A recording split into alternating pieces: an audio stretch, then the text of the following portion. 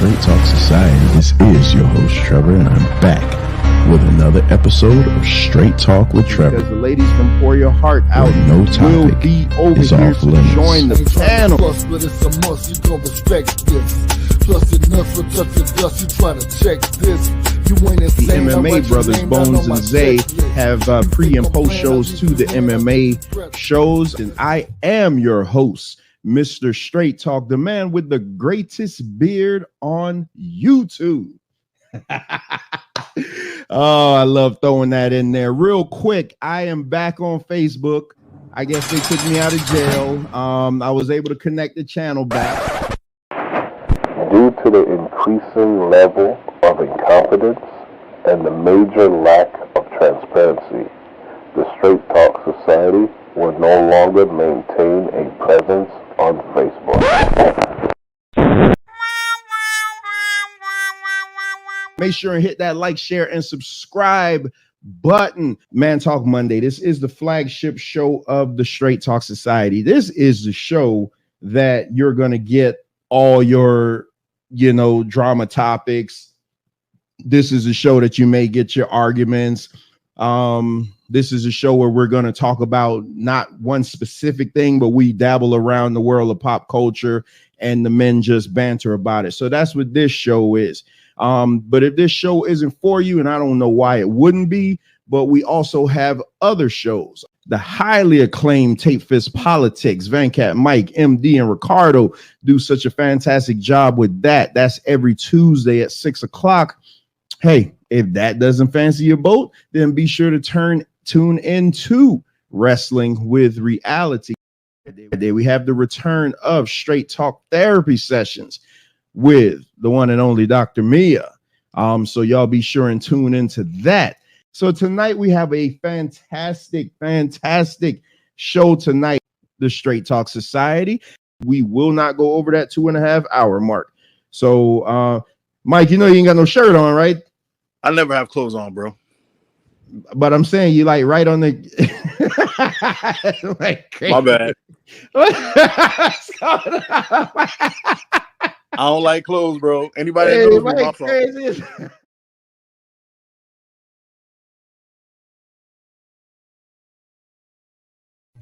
Promotional consideration paid for by the following. Why? I want that. Real authentic Jamaican street food. I just see you getting real cooking. Wagwan. Get the syrup. Get the bottom shelf. Get the syrup. Slow it on now. Slow it on. Yeah, man.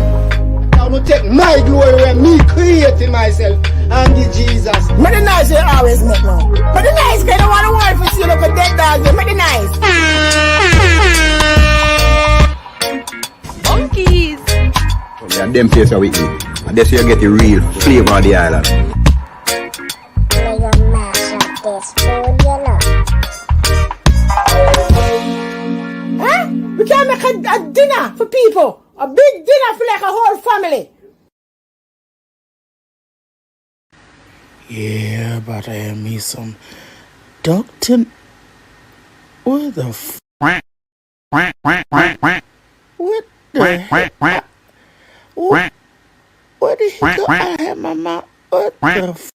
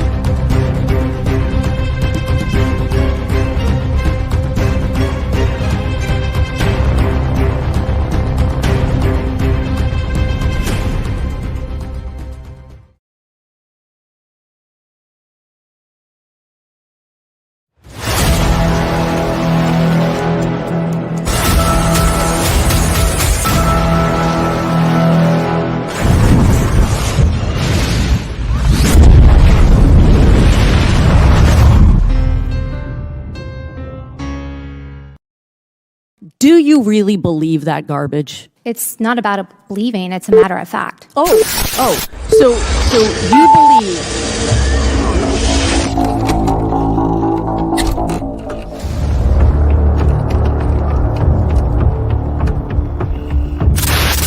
Well, nobody else could make a decision but me because I was the president, and the final decision comes to the president. You know, it's easy enough for a Monday morning quarterback to say what the coach should have done after the game's over. But when the decision is up before you, and on my desk I have a motto which says the buck stops here, the decision has to be made. And so, my fellow Americans, ask not what your country can do for you, ask what you can do for your country.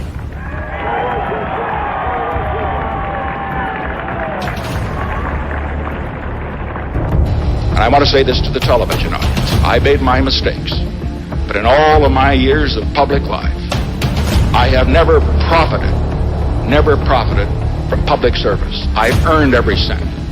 And in all of my years of public life, I have never obstructed justice. And I think, too, that I could say that in my years of public life, that I welcome this kind of examination, because people have got to know whether or not their president's a crook. Well, I'm not a crook.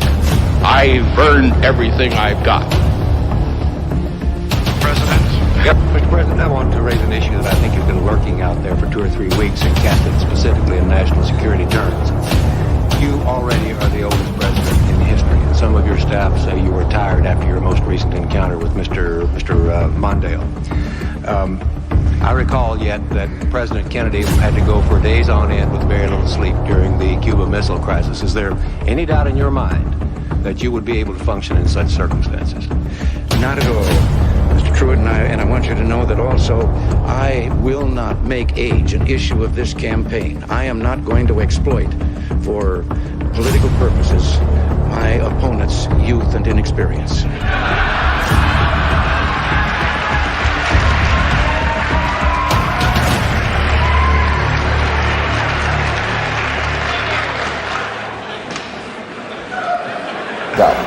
And I'm the one who will not raise taxes. My opponent now says he'll raise them as a last resort or a third resort. But when a politician talks like that, you know that's one resort he'll be checking into. And my opponent won't rule out raising taxes, but I will, and the Congress will push me to raise taxes, and I'll say no. And they'll push, and I'll say no. And they'll push again, and I'll say to them, read my lips. No new taxes.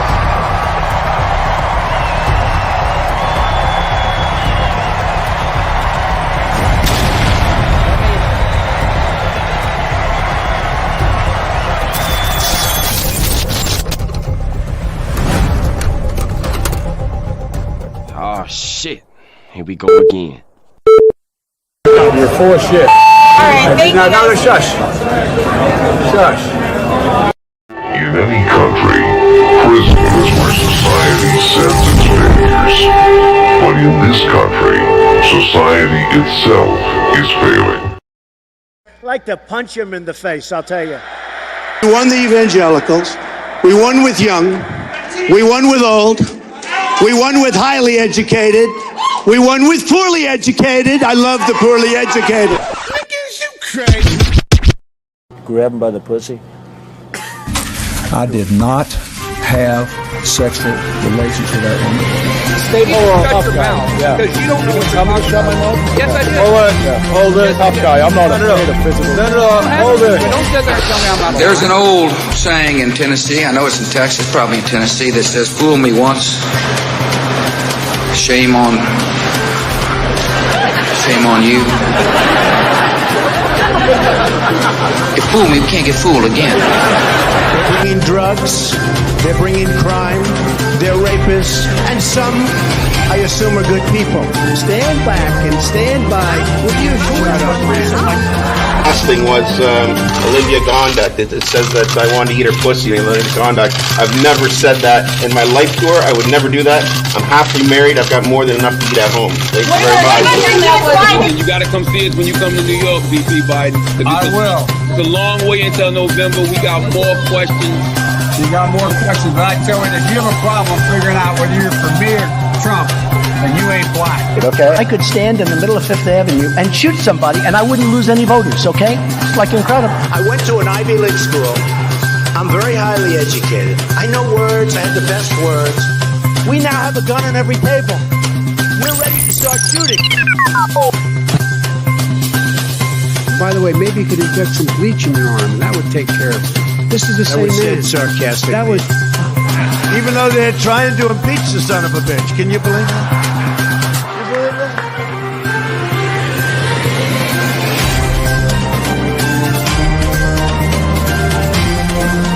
That's enough. Put down the mic. Mr. President, are you worried about indictments coming down in this investigation? Punch him in the face, I'll tell you. If I may ask Peter, one other ahead. question, are you worried? That's enough. That's enough. Mr. President, That's I was going enough. to ask one of the I don't want reality. I'm asking the question, which one is better? That's exactly what it is.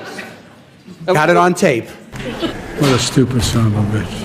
I don't like words that hide the truth. I don't like words that conceal reality. I don't like euphemisms or euphemistic language. And American English is loaded with euphemisms because Americans have a lot of trouble dealing with reality. Americans have trouble facing the truth. So they invent a kind of a soft language to protect themselves from it. And it gets worse with every generation. For some reason, it just keeps getting worse. How stupid are these politicians to allow this to happen?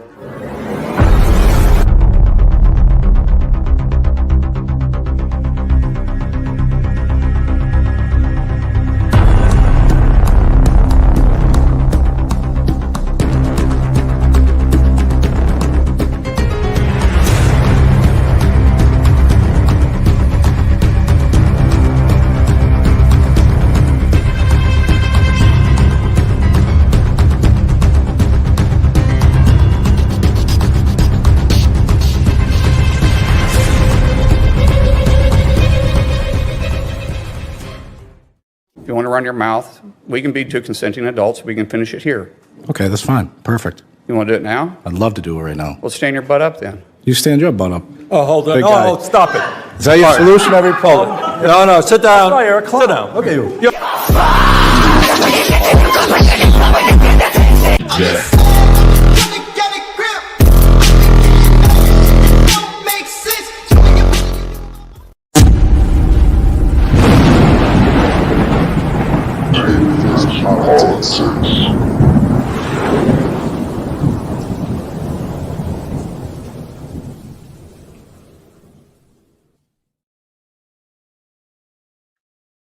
All right. Good evening, everyone. This is Van Cat back with another Tape Fist Politics episode number 17. And this is the first episode of 2024, the season debut.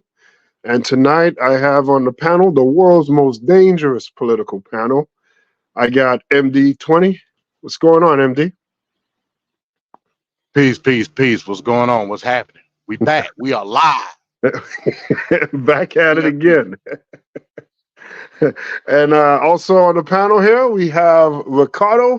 What's going on, Ricardo? How you doing? What up? I'm good. MD and Venkat, we're live again. Happy 2024. All right, same here to you. Would like to see Mike. Don't know if Mike is available, but hopefully he'll show up at some point because this episode is the year in review, the 2023 political year in review. So this show is going to be slightly different than normal. It's not going to be so many videos this show, but we will have some videos. But the main thing tonight is, we're going to have our regular lame duck number 19, and then we're going to do another one, number 20. But that is going to be a special duck. It's going to be a super duck.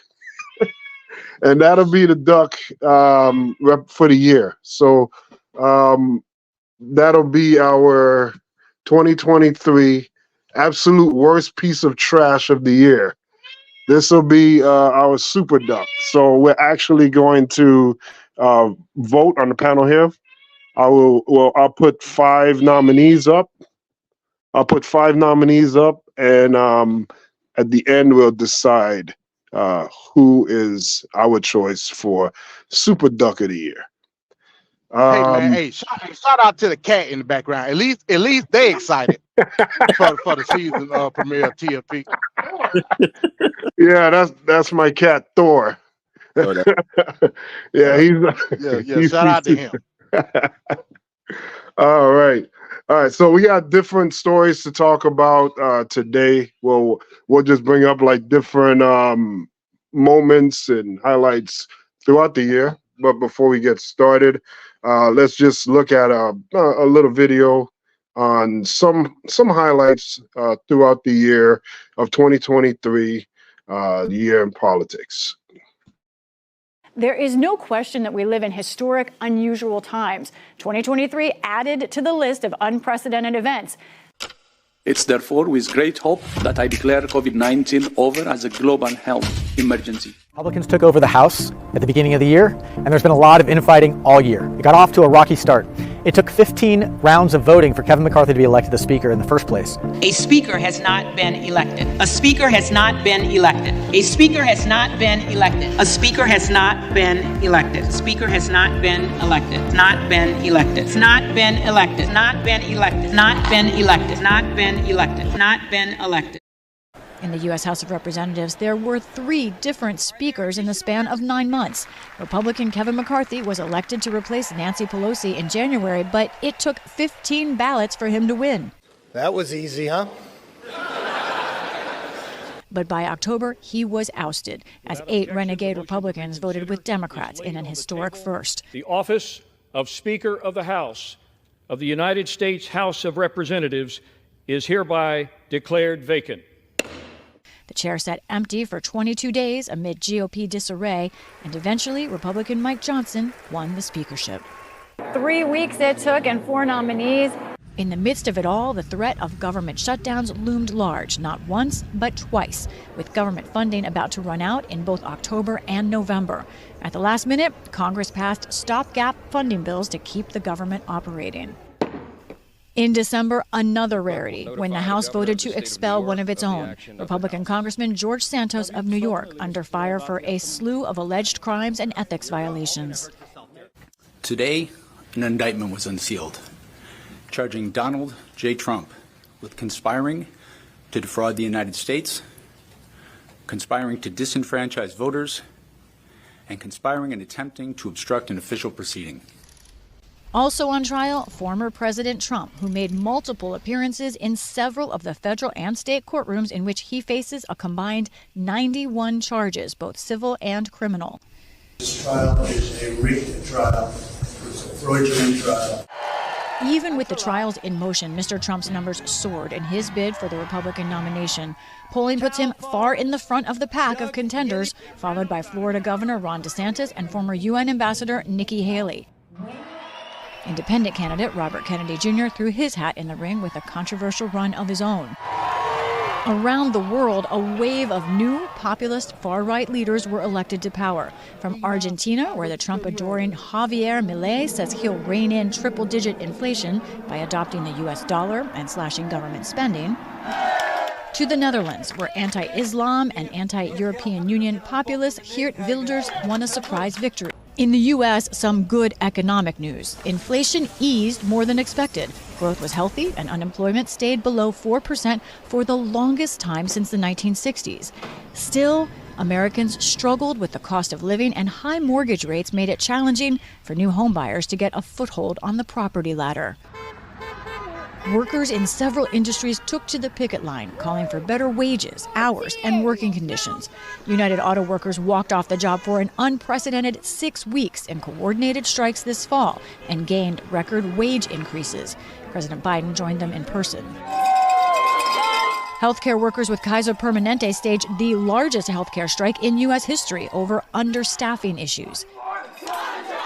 And in Hollywood, both writers and actors went on strike, bringing the industry to a standstill for months over fair pay on streaming services and the threat of artificial intelligence in entertainment. Crippling storms battering a swath of California and more than 6 feet of snow in the mountains. 16 reported tornadoes touching down across 5 states. Smoke from the Canadian wildfires brings unhealthy air and hazy skies. July is set to be the Earth's hottest month in recorded history. Wildfires raging across Maui tonight. We already struggled day to day, and now this happened. Fiery train derailment unleashed a cloud of toxic chemicals. After a tanker fire, I-95 out of Philadelphia shut down. Massive home explosion in Arlington, Virginia. Authorities are tracking a giant Chinese spy balloon that has been hovering over the northern U.S. The surge of migrants crossing the southern border in overwhelming cities. The 5 former police officers involved in Tyree Nichols' arrest that resulted in his death have now been charged with murder. And offered the court a plea of not guilty. The Gun Violence Archive has now tracked 632 mass shootings so far this year. Gunmen opening fire after celebrations at a Lunar New Year's festival in Monterey Park. And now we are once again talking about victims of another shooting, this time here in Northern California. What led a 28-year-old armed with assault-style rifles to break into this Christian school and open fire? This time at a bank in Louisville, Kentucky. The Texas Department of Public Safety is saying the shooter had 8 weapons on him. A self-proclaimed white supremacist gunned down 2 men and 1 woman, all African Americans. Mass shooting tragedy unfolding in Maine's second largest city. The deadly gunfire erupting on the campus of the University of Nevada, Las Vegas. Conflict has dominated the headlines, including a still unfolding war in the Middle East. Less than 3 months ago, Hamas militants attacked southern Israel in a surprise, multi-pronged, and bloody invasion. Nearly 1,200 Israelis were killed, and another 240 were taken hostage. Gaza's health ministry reports more than 21,000 Palestinians have been killed. Nearly 2 million more have been displaced. A humanitarian crisis igniting demonstrations in cities around the world. After 3 years of a global pandemic, a momentous milestone. I declare COVID-19 over as a global health emergency. In the U.S., the pandemic's end also meant some government programs transitioned to private markets, including virus treatments. COVID vaccines remained free to all. But this year's vaccine rollout was rocky as supply chain issues disrupted distribution. About 18% of Americans have received an updated shot this year. The global health emergency surrounding the infectious disease monkeypox also came to an end as cases fell. But another virus gripped the world's attention as cases spread among children. RSV, a respiratory virus that can be serious, both in children and older adults. In September, House Republicans decided to launch a formal impeachment inquiry against Joe Biden. Today, I am directing our House committee to open a formal impeachment inquiry into President Joe Biden. House Republicans are trying to make the case that Joe Biden somehow profited from his son Hunter Biden's overseas business deals, but so far there hasn't been evidence of that.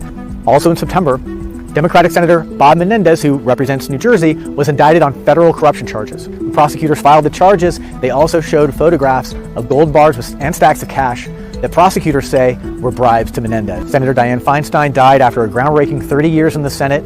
California Governor Gavin Newsom appointed LaFonza Butler to fill her Senate seat. Butler has been a powerful union organizer in the state and was the head of Emily's List, a group that works to elect women candidates who favor abortion rights. Joe Manchin said he wouldn't run for re-election. This is a big deal because the West Virginia senator is a Democrat who's been winning in a largely red state, and his bowing out of the race in 2024 could lead to another Republican seat being added in the Senate. The Senate is narrowly divided right now, and that could affect the balance of power. Okay, there we go. So just a few highlights or lowlights of 2023, the past year. You had climate, crime, political bills and politician corruption, a whole host of different activity going on in 2023. I'll go to Ricardo first. Ricardo, any memorable issues or events that happened in 2023 politically, or from that video that you may want to comment on? Can you hear me? Yeah, we can hear you fine. Yeah, you're clear. Yeah, because I'm in a not so great area. Yeah, quite a few things stand out in the video. I mean, I remember last year the weather stood out the most because I think California for the longest time kept getting all these damn heat related issues. Like there was one instance where it was like completely dry, and then all of a sudden it's like rain bomb, river bomb, all sort of, it just kept raining to the point where it was like every other week. If you remember, it was every other weekend there was like some rainstorm coming from the Pacific coastline, and it would just bombard the state with like weather related issues. So it just kept raining. But the saying goes, you complain long enough, God hears you and he gives you what you ask for. So they were complaining for the longest time about the humidity and the not having enough rain, and then it just kept raining to the point where it just, they said there was like a lake that hadn't been there for 100 years just came back out of nowhere. So I remember that because remember California is notorious for fires. So it was that one instance that stood out where it just kept raining a lot. Other than the strike, the the infamous screen actors striking and all that stuff, that stood out. Of course, the Kevin McCarthy thing, which Speaker of the House, I mean, he sold his soul to then gradually be kicked out or be fired from the one thing that he sold his soul for. So that was like funny. And we're still going through that same nonsense because it looked like they're about to fire the next Speaker of the House, which is a whole nother story in itself. In the election year, which makes no sense to me. I mean, I don't know what's going on with the. Remember, I called that. I called it. Yeah, I don't know what's going on with the Republican Party. This is not what we usually see of that side of the political spectrum. But I'm here for it. I have my popcorn. I'm just waiting to see what's going to happen next. Because, I mean, it's just a complete circus, and it's it's unprecedented. I've never seen it before, but I'm here for it. Marjorie Taylor Greene with her nonsense, and God, she stood out the most last week, and but last year she was just everywhere. So it looks like she's trying to make a name for herself. Georgia, I don't know what's going. MD, I don't know what's going on in your state with her and whatnot. But again, I'm here for it because she brings a sense of, I mean, I don't know. It's like a train wreck. I can't look away, but a part of me is like, what is she going to do next? So, I mean, more power to you, Marjorie Taylor Greene. I mean, keep doing what you do. And of course, Uncle Joe and his nonsense, and then who. So there's a whole bunch of stuff that we can nitpick from, but I mean, it was a very interesting year in 2023. I look forward to seeing what's coming about in 2024. So let's see what the voting, what you have in store for us tonight, Van Cat, for what we're going to vote for, because there was a whole bunch of stuff, but that's all I can remember from the top of my head. But yeah, it was an interesting year. So what are your thoughts there, MD, about year 2023 politically? I mean, yeah, it was definitely a crazy year. The sad part about it is I think 2024 is going to be even more epic. But that's another story for another day. To me, the two biggest stories, obviously, the Trump indictments, as well as the war in Gaza. Looking back in retrospect with the Trump indictments, everything's coming full circle now in terms of the perception from the people on how they look at Trump as not only as a public figure but an individual from a social aspect. We could gauge that based off of what happened yesterday, but we may get into that, we may not. We'll see.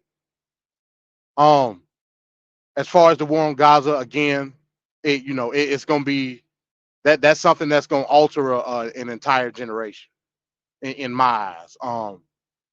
The way we look at foreign affairs, dealing with the relationship between other countries and the United States, that whole perspective from a I guess you would say a Gen Z perspective, it's going to change.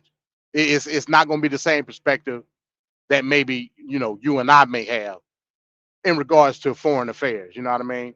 It's life altering based on the outlook of the way the United States deals with their assets. We'll just put it that way.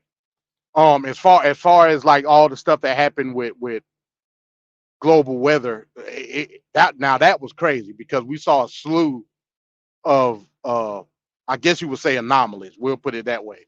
Remember, at the beginning of last year, Southern California had record low temperatures to the point where the mountains in Southern California was snow capped, something that is rarely seen. Then you had the fires up in the frontier in Canada, British Columbia, and even going far east to where, remember, they had the reports where you could actually see the smoke from the wildfires in Canada in places like New York and Philadelphia. So weather change is like real for all my Republican MAGA people. It's real. The way we deal with it is going to define us. What's another big story from last year? I mean, like I say, it's a myriad of things that happen. Again, I'm the political prophet amongst men. I want to remind y'all that. I told y'all when the whole fiasco happened with Kevin McCarthy and they voted in Mike Johnson. I said nothing will change. Nothing will change because he's gonna be put between a rock and a hard place, and that's exactly what happened.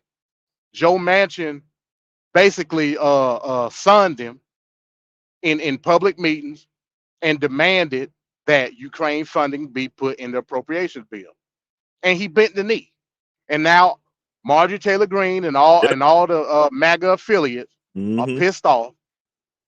But I mean, common sense would have told you that this was going to happen in the first place. You're not going to be able. See, again, I always say government is the game, politics is how it's played. When you have two rival political parties, the only way to get any bill, any piece of legislation, any appropriation of money, the only way to get it finalized is to compromise. And that's exactly what happened. People don't understand that these wars happen in the United States not based off of the facade that the Republicans want you to believe, that it's barbarism versus civilization. That's BS. It's because we make money when we start wars based on the assets that we already have. Ukraine is an asset because Ukraine is a middleman from Russian oil to European hands. We want to control that. Therefore, we're going to help any way, shape, or form that Ukraine maintains its stability or its autonomy, for the simple fact that we need Ukraine as a middleman with pipelines, i.e., the Nord Stream pipeline 1 and 2. Like it's simple math at the end of the day. Yes, but the Republicans want you to believe that we should stay out of other people's business. Well, I would argue that it is our business because we want to control the oil. So until we understand that, the Republicans are going to be in disarray.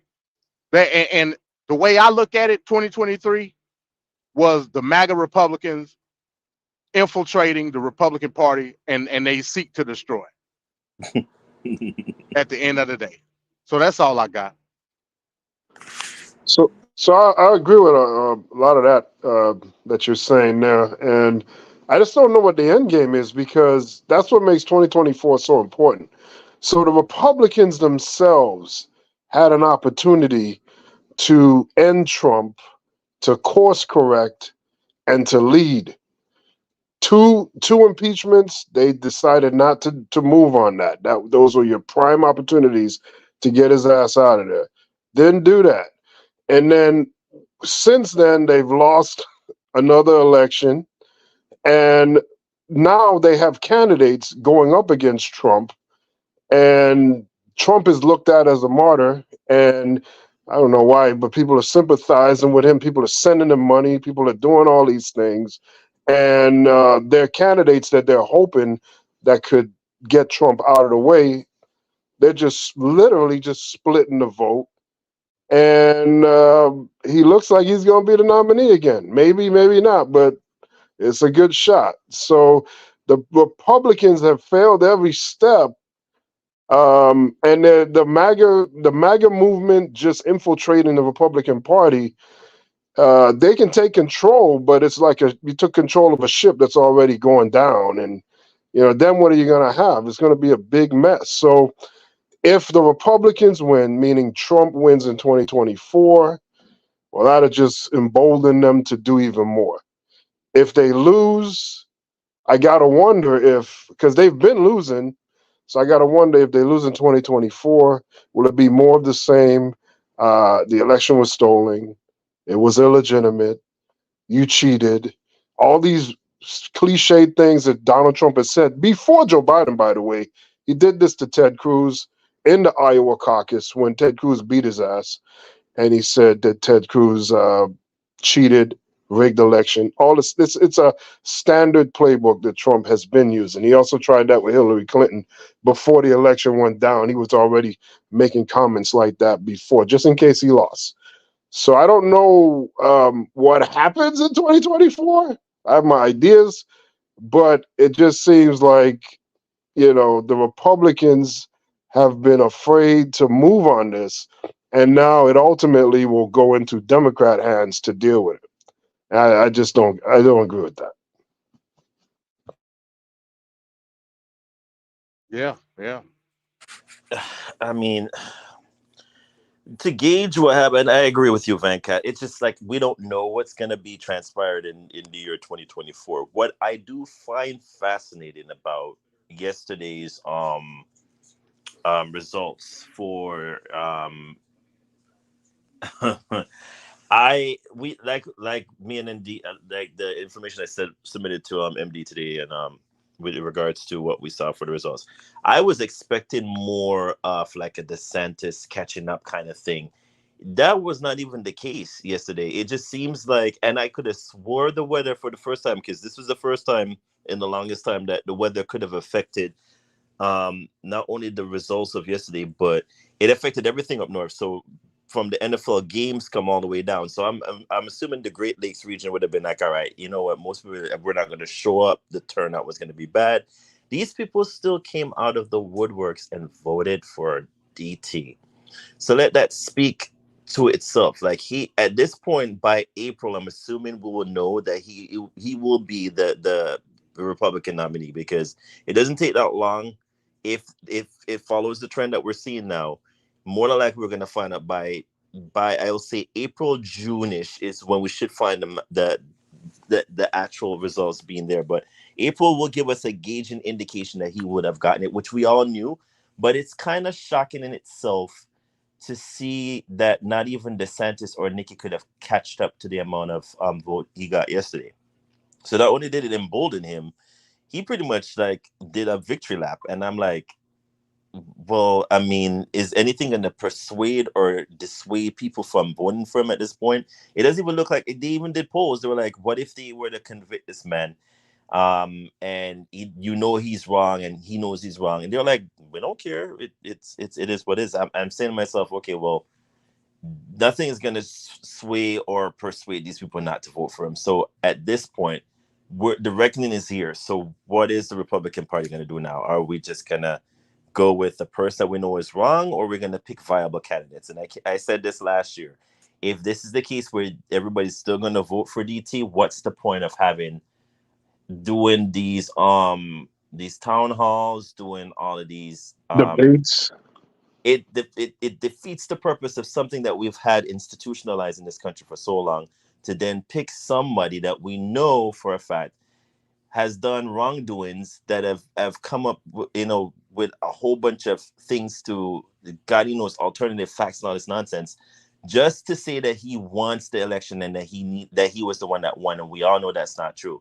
So my rationale now in thinking in all of this is, if it comes down to it, will the Republican Party do the right thing? And I doubt we know they're going to do it. I don't think they're going to. I think they're still terrified of this man. The question is why?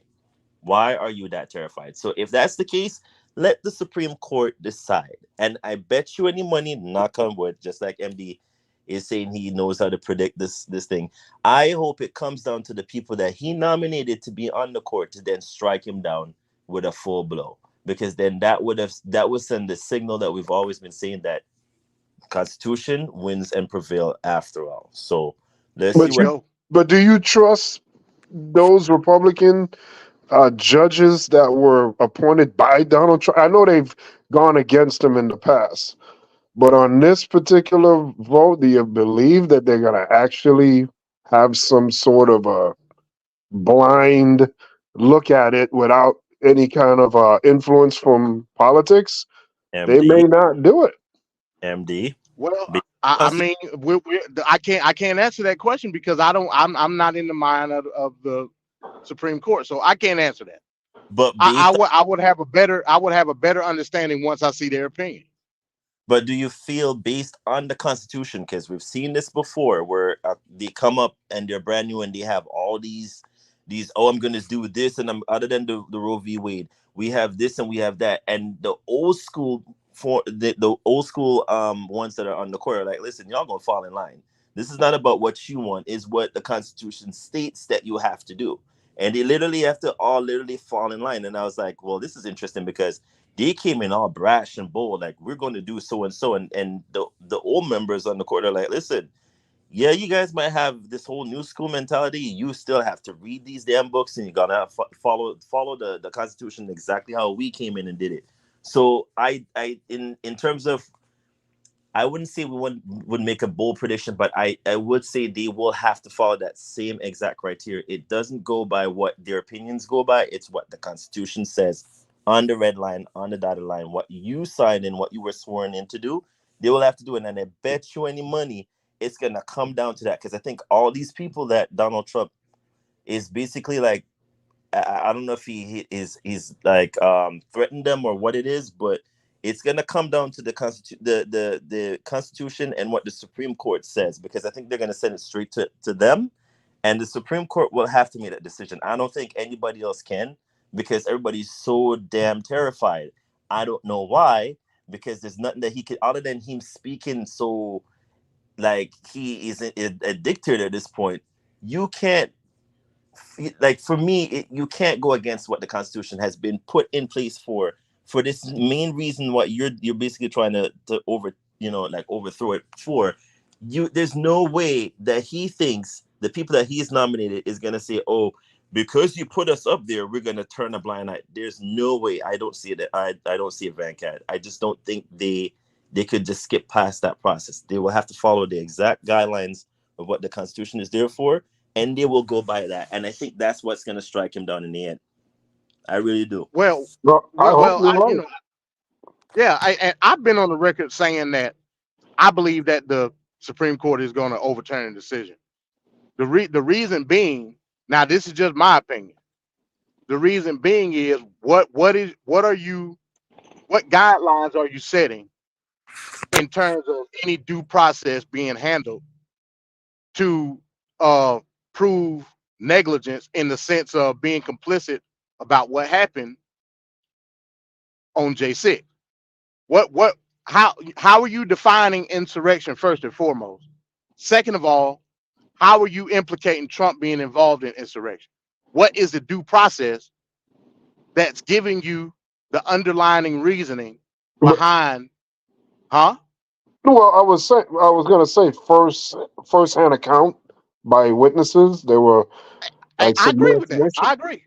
But Because they're saying when that we Trump. talk about juris, No, go ahead. No, go ahead. Go ahead. No, I was saying I agree with everything you're saying, but you're not gonna get no argument from me. Like I said, I go by the book. If he's duly convicted, by all means, I'm gonna call him an insurrectionist. But that's the caveat: duly convicted. If I'm a Supreme Court justice and I don't see any means of being duly convicted based off of the charge, what am I using to garner my opinion in that Section 3 of the 14th Amendment? Can you hear me? I'm sorry, Yeah, somebody called me. It's always somebody calling me. between your calls and my cat, I don't know, man. Yeah, man. Yeah, don't nobody call me until I get on StreamYard. I don't know why. But in any event, like I was saying, what is the Supreme Court going to use to justify a conviction within the Supreme Court? Not necessarily a criminal conviction, not necessarily a civil conviction, but a conviction amongst the people to say that Trump was aiding and abetting in an insurrection. And does that qualify him based on what the clause, the insurrection clause of the 14th Amendment say? I don't think they have enough sufficient evidence.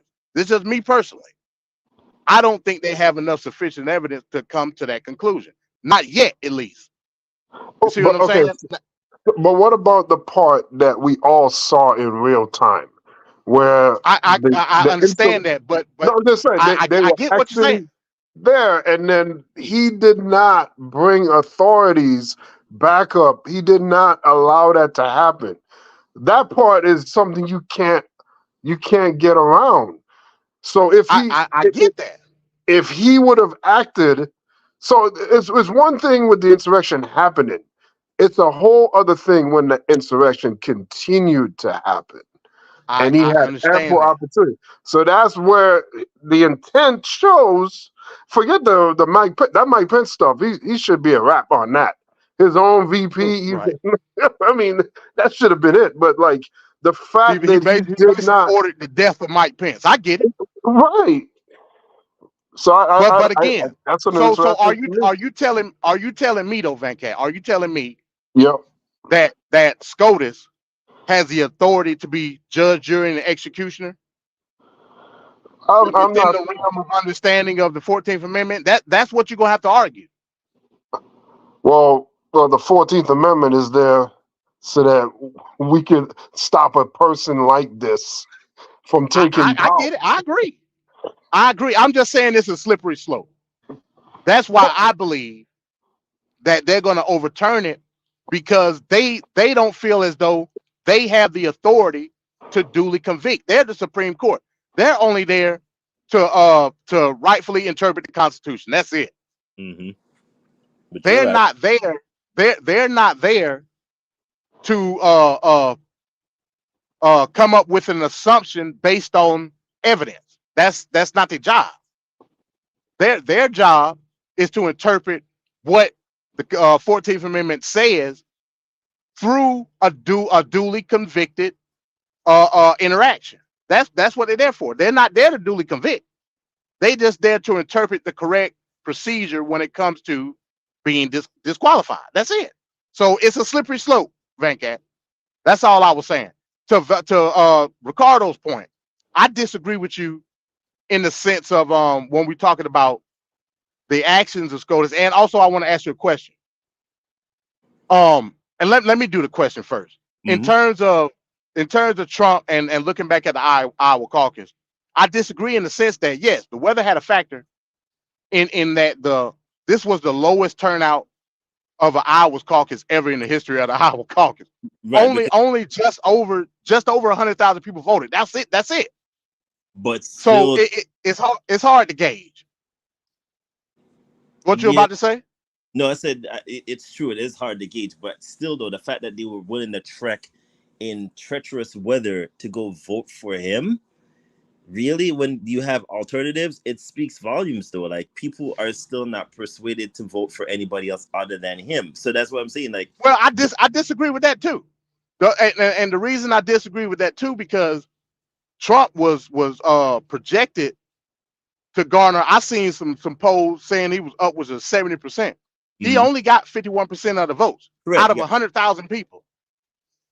You might as well say Haley and DeSantis got the other 25. You might as well say, we round it. So that gives you more of a projection of what the outlook is in terms of Republican voters. I'm saying the outlook is they're split hell, really torn between your MAGA Republican diehard cultism versus your classical conservative Republican. I think it's split down the middle. Now, the question that I would pose to you is, do you feel as though one or the other, whether it be Haley or DeSantis, should bend the knee and gracefully bow out to maybe garner a true opponent for Trump? see, with that, it's a iffy for me. I'm not sure. The reason why I say I'm not sure is because it will take a lot of behind the scenes kind of thing of saying, okay, if this is the case where it's Nikki and DeSantis, because what's his name ain't gonna win, so I don't even know what's the purpose of him, but it's gonna take a little bit of the behind the scenes of, listen, you don't like me, I don't like you, but here's the thing: we need at this point to knock out the other person to get him, like, to get that true projection. Because if this is the case, we have what, New Hampshire next, and I think New Hampshire could really show us the true side of the party, where it's the moderates. Now we all know Right, how and I think Nikki Haley is going to win New Hampshire, by the way. but he's saying now it could flip now with the moderates coming in, because it's one thing to have a snowstorm and whatnot. Let's just say that is just a hunch. Like that was just a fluke, is what I meant. With the New Hampshire coming up now, I think the moderates will come out in bold, like a bold brigade, and say, all right, well, listen, we saw what happened in Ohio. Now we're just gonna make our mark be known. Like, this is it. Like, this is what our opinions are. So if that's the case, I feel like this is why I said DeSantis probably need to drop, but he's not going to. He's too stubborn. Where this is now where I will gauge this is to see how well Nikki does. If Nikki gets more of a higher projection than DeSantis would, then I would say they need to do it some behind the scenes negotiation and say, all right, well, one of us need to get out of the race, because it's a distraction. We're not getting anywhere. We're getting a standstill, and he's still in the lead. So we need to knock out the next person to bring in a moderate stance where we know people are going to be like, all right, yeah, we like Trump, but I'm sorry to interrupt you, Ricardo, but would that be correct to say if the person is thinking, I don't care about party, I don't care about Trump winning or not winning, it's me or nothing. So I don't know if all these guys are on the same page like that. No, they're not. Right? They're not. That's the story. They ain't on the same page. No, I don't think they're like, you know what? The most important thing is that one of us got to be president and not that guy. But I don't think that they're thinking like that. I'm thinking that some of them are like, it's me or nothing. Others are like, well, we just got to get somebody in there. And I don't think it's all aligned like that. So I think that's why you still see. And if you be honest with Ron DeSantis, he had a better showing than what he was led to believe yesterday. Well, we'll get into that. The next segment. We'll go in depth with the thing, but I don't think that they're on the same page like that. I don't think everybody is looking for the same end goal. And I don't believe that either, because Christie made that clear when he exited. He was like, I spoke to both of them, and he's like, I just see it. I spoke to DeSantis and I spoke to Haley, to the point that the MD was saying, like, I just, if I had to choose, really and truly, I would prefer Nikki, but I feel like she flip flops and she's saying a whole bunch of gaffy stuff that don't make sense for the most part. So back in the whole year 2023, we saw 5 of those debates. They had a 6th one a week or so ago, but we saw 5 debates. So we got 5 opportunities to see all those candidates in their element, taking those questions and whatnot. So do you think of all the candidates that were presented to us, that what we have left, essentially we have 3 left? Right. Do you think, excluding Trump, the 2 in particular, Haley and DeSantis, do you think those are the best 2 options to go up against Trump, or did they leave something on the table that was eliminated previously, like Tim Scott or Christie or whatever? No, I believe Nikki Haley is the best fit, but Nikki Haley has squandered in her original position in order to try to save face for the majority of the opposition when it comes. That's her fault. That's her fault. That I put this DeSantis and Trump in the same boat. Yes, they are. They one in the same to me. Yeah. The only difference is DeSantis is an idiot. I mean, both of them are idiots. but Trump, and at least Trump has some charisma to him. You know what I mean? Right. That's true. That's true. So I mean, yeah, I don't look at DeSantis and Trump like any different. Oh damn.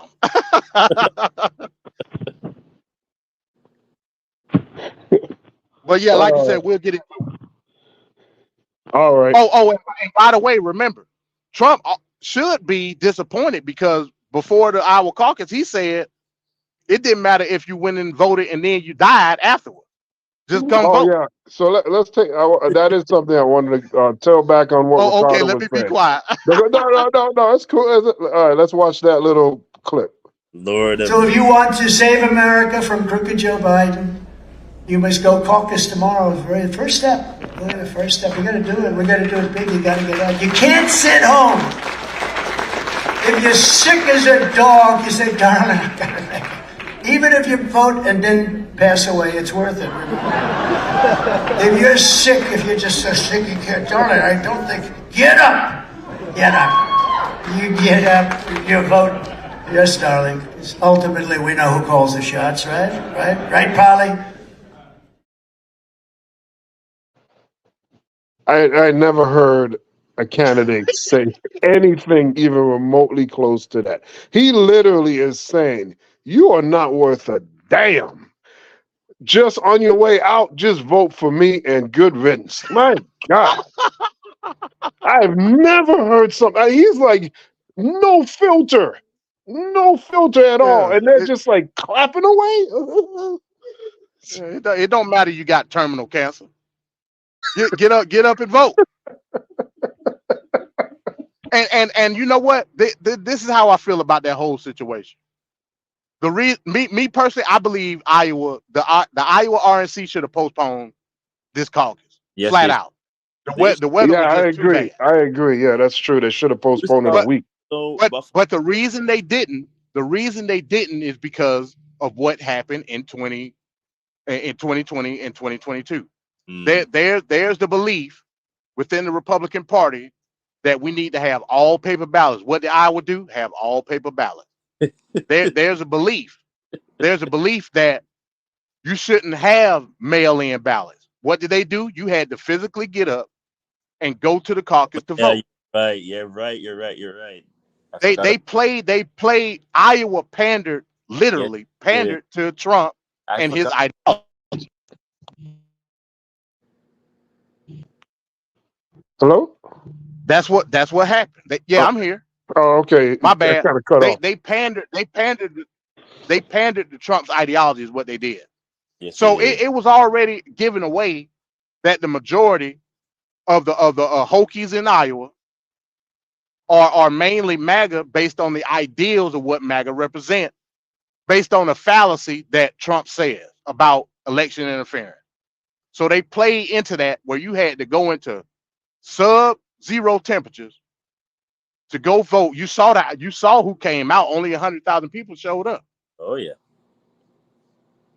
So if I'm gonna look at it from a reasonable perspective, I would argue that you making me and go in sub-zero temperatures to go vote on a paper ballot in and of itself is election interference. Why do I have to do this? Why? Exactly. But that's all I got. Yeah, I mean, it's just crazy to me. And I know he doesn't really believe that, but he just knows that. I mean, it used to be mail-in ballot was the strength of the Republican Party, It was. Yes. and then that just got flipped on his head in 2020 for obvious reasons, because it was, it's locked down and people didn't want to interact, and that's fine. And And it's just way more convenient, by the way. I did it the last time. I did a mail-in last time. It was nice. but then you had the Republicans come out and say, "Oh, they're cheating. The other side is cheating, so it's not fair." And so everybody was like, "Yeah, I think you're right. They're cheating." And and it's like, okay, but what about the convenience of somebody that's not able to, like, you know what I mean? They're voting ahead of time. It's always been in place that way. So when you start speaking stuff long enough, people start believing the crap, and this is what ended up being the end result was that they all spewed this nonsense, this diatribe, and then everybody was like, yeah, it's gonna bring about fraud, and this, it was never a concern before. Then all of a sudden now it's like, oh, it's a concern now because they could take the election, they could do it, all on account of what DT said. So then now, like MD mentioned, and I forgot about this, it's when Ohio pandered and was like, yeah, we're gonna change it now because these people should not be allowed to sit at home and do. And I'm saying to myself, really, people, so this is the road we're heading down. We're now going to complain that when somebody votes ahead of time, it's now going to consider cheating. So you rather them come out in whether it be rain, heat, snow, sleet, you want them to come and vote. Hey, they're going to do that. So in a way, you're right. I mean, they should have canceled. The Republican, they should have canceled that whole thing yesterday. But again, they couldn't because on account of what happened, the couple years back. So I don't Right. really. And just think of the backlash that they would have received if they would have pulled. True. Trump would have dug into Iowa, dug into him. Now we all know that he's waiting for. He's waiting for that one moment to say, see, I told y'all. This is what I told you. I predicted it. You didn't do anything. But then again, you play stupid games and win stupid prizes. So here we are. I wonder what would have happened if the vote was so low that somehow Trump got less votes and lost. Boy, he would have had a whole conspiracy on that one too. Election interference. Okay. So, in going with the 2023 review, there's one more little story I want to that happened in 2023. We didn't talk about it. I think it may have happened before the show started, or just fell in between the cracks of when the show started. But I don't know if you guys remember a cross-dressing. It was like a governor or something, and he committed suicide. Yeah, I remember. Let's go back to that, and we'll get our thoughts on it. Let's take you down southward, where tonight a small town in Alabama is mourning the loss of their mayor, who died of an apparent suicide just days after a conservative news site published a story that showed alleged photos of him on social media, allegedly wearing women's clothes and makeup. They claim he led a secret life and labeled himself on sites as a transgender curvy girl. NBC News is not going to show those pictures. The news site did not respond to our request for comment. Copeland is also the pastor at a local church, where he addressed the two articles just 2 days before he died. Listen. I apologize for any embarrassment caused by my private and personal life. I have nothing to be ashamed of.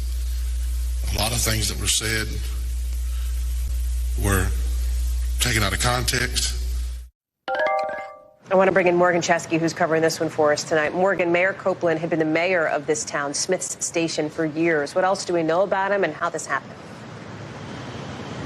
Yeah, Hallie, elected back in 2016. We know that Smith Station is a town of about 5,000 people. And when Bubba Copeland was elected, it was reported that he really wanted to try to grow this small community, bring new business in. It was a place that he recently described as a modern-day Mayberry. And by all accounts, he was successful during his tenure as mayor. And you mentioned, Hallie, he wasn't just the mayor of Smith Station here. He was also the pastor of a local church, also owned a local convenience store. So he was just about as involved as you can get in a small rural community there, where he had been beloved by many. And in 2019, he even had a chance to meet then President Trump. His major test as a local leader came whenever this community endured a horrific tornado that killed 23 people in that small community there. And it was building from that he initially intended to run again, of course, up until he tragically took his life on Friday following the publishing of that article that we will not be showing. Hallie? Can you talk a little bit about the community, the people there, how they're so many people feeling the pain of this loss very deeply? Right, still incredibly fresh, the emotion raw. We've had a chance to hear from people in the community on both sides of the aisle, expressing their just shock at the loss of a beloved community member. I know that one of the most visible is former Alabama Senator Doug Jones. I'd like to share what he shared following Copeland's death. He said it is sad and disgusting how he was treated by the news, that conservative news site, for personal decisions, however misguided they may have been. We live in a mean, bitter world where the self-righteous tend to throw the largest stones, and the 1819 News is the perfect example. Right now, there is no timetable on who will succeed Copeland. We do know that the news site, as you mentioned, has not responded to NBC News request. But this is a small community, Hallie, that is absolutely reeling following the loss of one of their own. Hallie? Morgan. Okay, so there's a little news footage back from the time when it happened. And interesting thing he says, It's the self-righteous throwing the largest stones. What's our take here on this story? Because this was a story that just fell through the cracks. We never got to comment on. MD, what do you think? Yeah, I remember when this happened, and see, and this is the issue, and I want the crew over there at Man Talk Monday to pay close attention. What you See, gonna say? this is what happens when you adhere to a social ideology that's not of your own, right? Mm-hmm. Instead of him just letting it all hang out and being the BBW that he wanted to be, he let himself uh portray an image Mm-hmm. based on the facade first and foremost a social hierarchy. Second of all, a conservative aspect of a taboo. When in reality, when something happens to a member of your own community, despite whether you agree or not, it always goes to the perception of throwing stones in a glass house. But wait a minute, y'all exude conservatism. Now all of a sudden, when someone in your own community, and this can go in many different levels on many different situations. Mm-hmm. When something happens to one of your own, then it's throwing stones in a glass house. But so wait a minute, so where does the social hierarchy or where does the social ideology in which you perceive to be, what's the priority? The priority isn't so high as it pertains to you than to everybody else. You see what I'm saying? And like I said, this is only a small example or microcosm of the macrocosm of when stuff happened to you. I don't want to cuss. When stuff happens to you, then it matters. You know what I'm saying? I can 100%. use the same talking point on when we was talking about the Chicago incident with the migrants. It ain't no problem until it touch you physically. You know what I'm saying? Mm-hmm. So we got to stop with the BS when it comes to how we perceive other people to be based on an ideology that we hold dear to. Again, I'm not everybody has the right to adhere to an ideology. I'm not saying that, but you don't have the right to then use that as a standard bearer for everybody else. And because you did that, and because he held a place of power within that municipality, he felt as though it was his duty to adhere to an ideology. But at the end of the day, all he wanted to do was let it hang out. That's all he wanted to do. Hear you know. So let me ask. So whose fault is that really? So didn't he not have the opportunity to say I'm gonna step down, seeing that I'm conservative or whatnot, but I still wanted to be Bakisha or whatever his damn name wanted to be, Babisha or whatever. He could have easily just said, listen, I don't want to be conservative anymore. I want to let it hang out or let it be free or cut it off, whatever he wanted to do. He had the opportunity to do that. Why then now it seems like we're gonna cry victim for the fact that you could have easily stepped aside and say, listen, I know I'm conservative. I know I'm uber this. I know I presented and made myself look this way, but guess what? I'm non-binary. I'm non-this. I'm alphabet community now, and you gonna love it or hate it, and blah blah blah. He could have done that, but no, he chose to then do this whole spiel, and then weeks before, then all of a sudden you kill yourself. Like, give me a break. I'm sorry. Yeah, I do empathize with the fact that he was probably like, closed off or, being closed in because of the ideology that he had with the party that he represented. But at the same length and breath, you had ample time and opportunities to then bow out easily. You chose not to. And then when the story broke and then everybody was like, wait a minute, that can't be Bubba that's represented our town for God he knows how long, doing what now? Like, this is confusing. But then again, I'm going to call out the BS as well, because I'm sure there must have been one or two probably policemen or so, or somebody must have seen him in full drag and must have known it was him, because I mean, turn the blind eye, huh? right? They saw him sweeping down the street and they looked the other way. That's what you're telling me. But I'm not because I don't want to be the one to be like, they blame me for calling out for it. So I think like it's a two-way street. But again, no, MD, like he had time. You had ample time for years. And it's not just like he just all of a sudden decided to do this. He's probably been doing it for a while. It's just that somebody got a hold of the story. Somebody must have snitched from the town and probably didn't like it and went to the media and told them. And then this is what the follow ended up being. So you can't be conservative. And again, it's always the conservative side. I have yet to hear, and not to say that the liberals don't do it, but it's always that one uber conservative person that you always hear like, oh, I'm stone age, blah, blah, blah, against the gay people and blah, blah. Meanwhile, you in the bathroom stall doing God knows what. So every time. But Ricardo, you taking the social aspect out of it. You can't do that. And listen to Trevor. He said he took himself out because he wasn't in his natural state of being. See, you see what I'm talking about? You see? And that's why he took himself out. Not because he didn't believe that. It's because of what others believe. You can't take the social aspect out of it. Remember, this man had a church. This man had a church. This man had a business. MD, no. I'm a sorry. leader in the community. Wouldn't that be the same case though if it was somebody like a pastor in Georgia, which we know there's a whole bunch of them in Georgia too, like doing the But the difference is they the difference is with the pastors in Atlanta, they portray a certain mannerism. I won't disagree with that. But pretty much everybody know he letting it hang out. Everybody know it. You go leave Babisha alone, okay? He didn't have a choice, but at the same time, he kind of did have a choice. You can't just say like, "Oh, woe is me. Let's feel sorry for him." You had ample opportunities. You could have sought therapy. You could have said to the party, "Listen, I like being Babisha. I like being Babina. I like being whatever."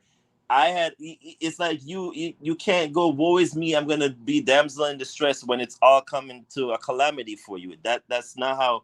Yeah, I get it, Ricardo. You're he was going to be ostracized with. All right, let's put it into perspective, right? You're a public figure in the community. Mm-hmm. You have a certain stature about you, not only socially but monetarily. All of a sudden, it's found out that you were portraying another character, and then you become ostracized in said community.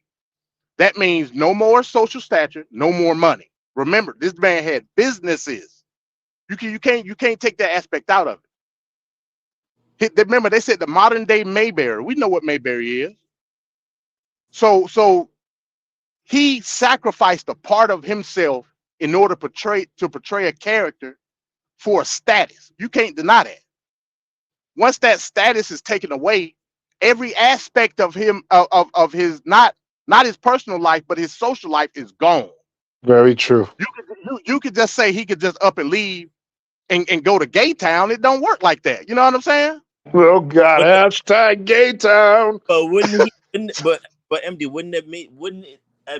Let's see. We put a spin on this. Wouldn't it have made more sense like he would have done something like what Bruce Jenner ended up doing, where he was like, "All right, well, for years I've been married to one of the most popular families, the matriarch of the most popular family in America, based on social media, whatever."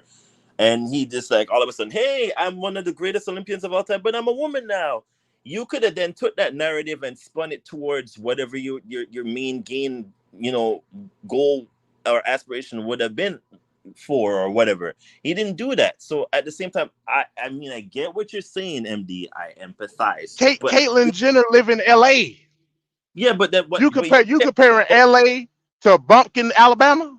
Yeah, but you said he had businesses. He had so and so. He was married. He had family. Listen, you had in this age what we're in, you could take a narrative and still run with it. And you have people now that will come on and support you. So it's not like he didn't have a support system. He could have formed or created one or gotten one, but at the same time, the breath. Not in Bumpkin, Alabama, you won't. There ain't no support system over there. Well, you're in the deep south, so I mean, yeah, you're in the red state. I don't know what to tell you, but that's tough. That's tough. You see, Mike saying, "Sir, he was living a lie. That's not our or society's fault." Sorry, I don't agree with that. I think it's Yeah, definitely. I don't either because I agree. the I agree with what society, MD is saying. I yeah, agree with the that. society is what conforms to the ideology, sticks whether and you like it or not.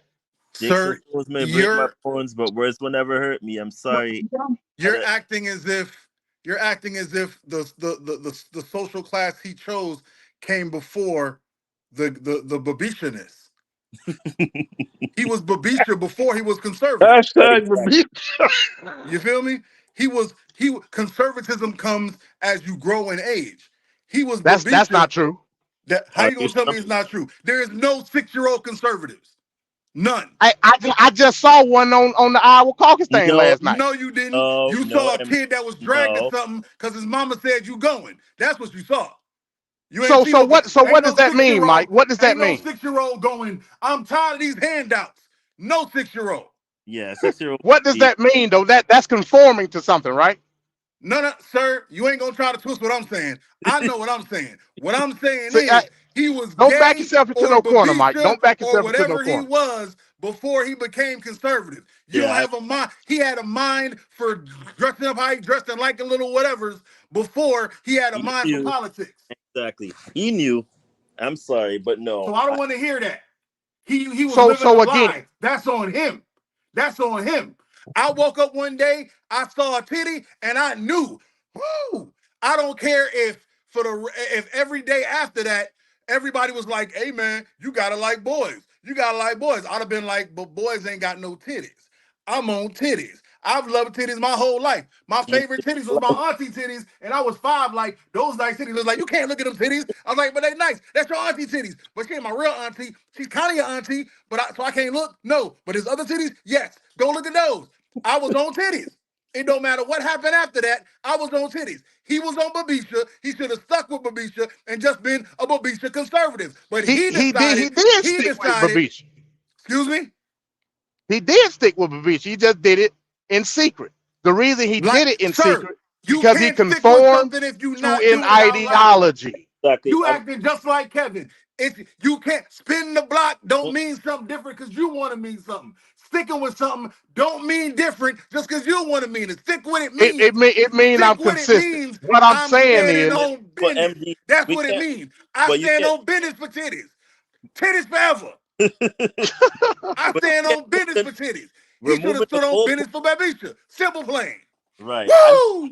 I agree with Mike too. We can't move the goalposts on account of well the town would have turned against him anyways. He pretty much was like that the whole time. So yeah, you had a family. Yeah, you had. But why was he like that though, Ricardo? That's what y'all not bridging the gap. Why was he living a lie? Why? Does anybody know? He was ashamed.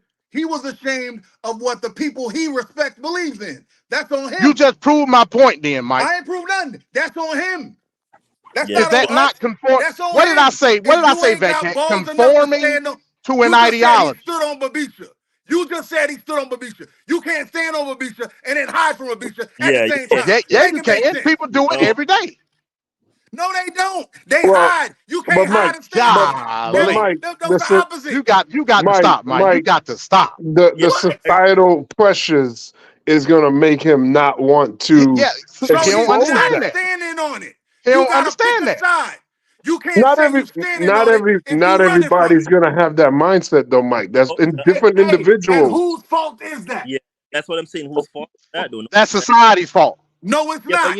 If titties were outlawed today, I would still be like, hey man, titties in jail. I'm gonna have to go to jail because I like titties. I like areolas. I like the little bumps in them. I like women.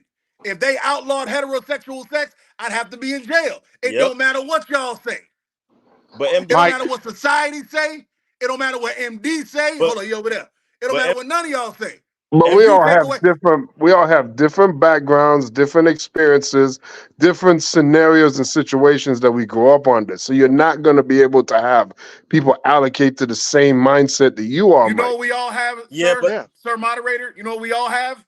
What's that? You might be an individualist, sir. We have free will. No, you're not, because you're ascribing to the lemming doctrine. We have free will. You can No, choose to you're believe. subscribing to the lemming No, doctrine. I'm That's not. what you're You're the doing. one saying society making people do stuff. I'm saying I don't care what society say. I stand on what I like and what I want. I'm an individualist. You are faking, sir. You are into Oh faking. wow. How dare Individual you, fake. man? I'm gonna create something. Individual faking. I don't know. I'm gonna think of something. How dare you? Mike, you got to pray just to make it today. But let me though. Remember once upon a Hammer. MD, remember once upon a time though. Remember at once upon a time they used to say, "Oh, but we're gonna ban pornography. We're gonna ban so and so in the 70s, blah blah blah, because we need to delegate and tell people what to do in their bedroom." People still were doing whatever they were doing in their bedroom anyway, so that didn't stop. I mean, society was like, "Ooh, oh my God!" Exactly. You just proved my point again. You're clutching your pearls, but whose fault is that? You can't blame society for liking what they like and not liking. That's what I'm saying. He has in this day and age that we live in, where the alphabet community is so prominent and clear. You could have become a martyr at that point. Listen, I'm a political figure. I have a church, but listen, I'm going to step down now because I have this belief. I do this on the side, and I don't want to do this anymore. You could have easily done that, but no. What did he do? He bowed out gracefully by what? Killing yourself for what? For who? He flipped the switch, and he flipped the switch because of the who? detriment that it was going to be for him to let it all hang out. You don't understand that? Right. Sir. Can I? Let me ask you a question, Van Cat. This to you, Van Cat. Yes, sir. You know there are states that have on the books that anal sex is illegal, right? Yeah, like Georgia. Sir, I'm talking to Van Cat, sir. Okay, all right. Let me shut the hell up. My bad. I don't know how they can mandate that, but go ahead. Sir, but it's on the books. It's legal. Okay, Right. it's a legal thing. You cannot have anal sex. Van Cat, are there gay men who are openly gay in Georgia? Oh yeah. Yeah. So they know it's illegal. They know a cop could at any time flip it on them, and they still stand on business being gay, correct? Right. That, sir, is standing on what you believe in. Exactly. Don't let them put you in no box, That white Cat. man. Don't let them put you in no box. That white man that gave up, wasn't no it's not, laws against him being gay. It was other people's feelings he was afraid of. but you He was can't. afraid of other people's words. But you They can't. weren't gonna like him anymore. Come You know on, what Mike. Freddie Chris did when they didn't like him? with this. He switched parties. Van Cat, kill him with this. Ask him where that law come from. Kill him right now. Ask me where it comes from. Where the law come from, Mike? I don't give a damn. It's a law. That's all that matters. My point is proven. I just Thank you. now I'm gonna take my brand new glasses that I look adorable in, and I'm gonna get off y'all's podcast. No, don't leave, Mike, because I want you to vote here too, and there's some stuff here that you should be on. Hang out, Mike. Hang out. I'm doing homework. You're doing homework? Yeah, I went back to college, man. Yeah, oh Lord. I figured love ain't in the books for me, so I'm gonna go be educated. I'm gonna be a boss bae. All right. Well, if you can come back later on when we got a vote here on this super duck. All right, keep looking out for me. I'm listening. All right then. Love to all of y'all, except for the non-individualistic part of MD. I don't know who you are right now. Like I said, I'll see you next week. And we all right, my G. What you say about Man Talk Mondays now, MD? Because you said you had to prove a point and whatnot. I mean, because Man Talk Mondays, a lot of those guys over there adhere to a social ideology. I was just proving a point that this is a prime example where the society does harm in antiquating a certain position within the society. That was my whole point. I never said that he couldn't be free and do what he wanted and base that off of whatever I guess you would say negative effects that it would have on society. I never said that. What I'm saying is he was so dead set into having a position within the society when he was ousted, he had no other choice but to flip his switch because he knew from a society aspect it was over. He wasn't gonna pack up and go to Gay Town. That's all I was trying to say. Exactly, because it's not as lucrative the other way. and it's a harder road to travel. You don't just choose to be gay and then be like, oh, this is easy. This lightweight stuff. I mean, you're gonna get a lot of hate and bash and all these other things. Plus, he was gonna lose business interests and money. So Hey, I totally get what MD's saying. It's 100% right. yeah, man, but Thor is agreeing with me. He's seen the. He's agreeing with you. All right, so I'm gonna go ahead and we'll get off the 2023 and let's get into the Iowa caucuses. So let's watch this little recap here of what transpired last night in Iowa.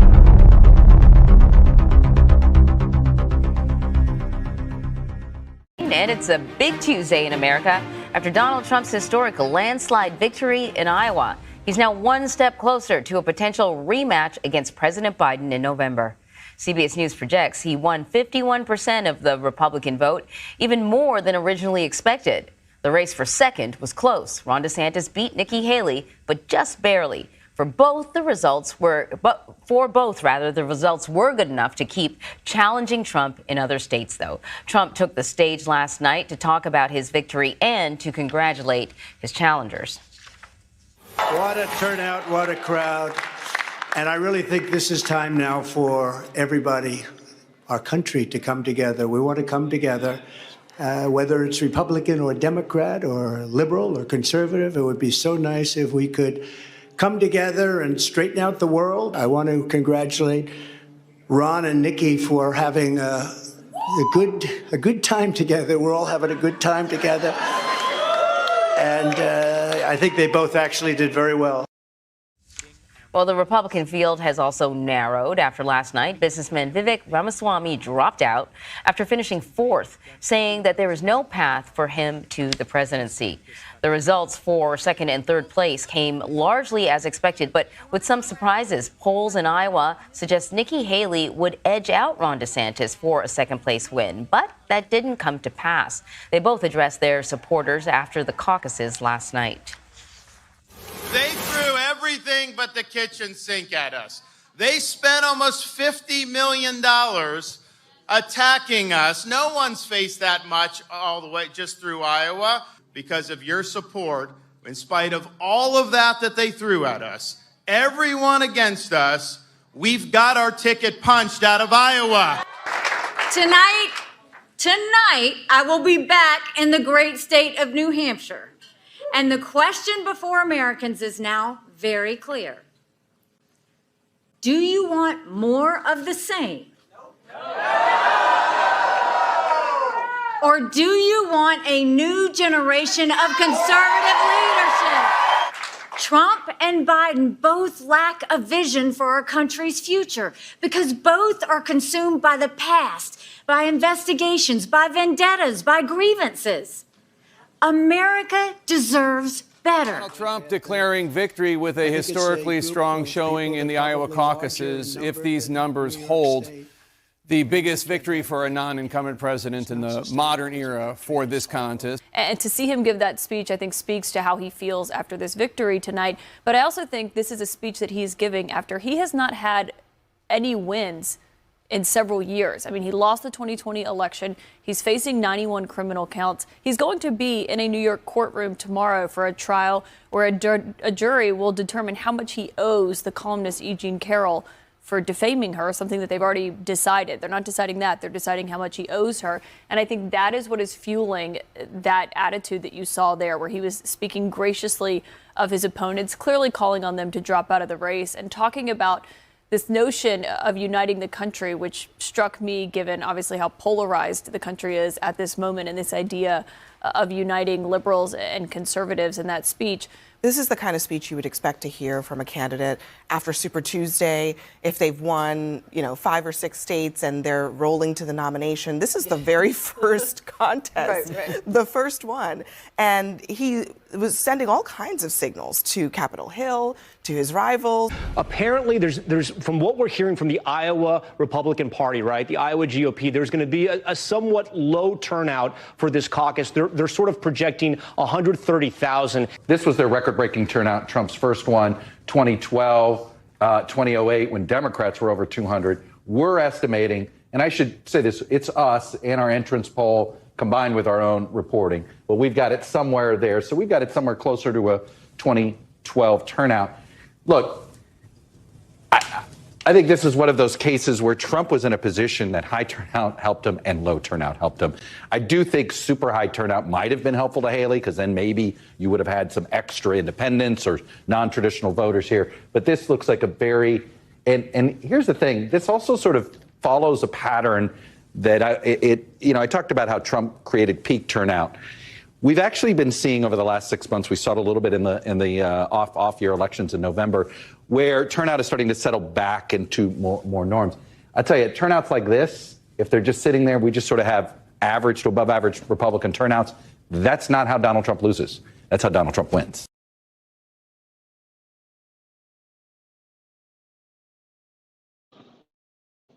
Okay. The Iowa caucuses last night, Donald Trump winning, but not by as large of a margin as they were mainly anticipating him to win by. Nikki Haley and Ron DeSantis, much closer than what we thought. And surprisingly, Nikki Haley just a little bit short of DeSantis. MD, what is your take on what happened last night?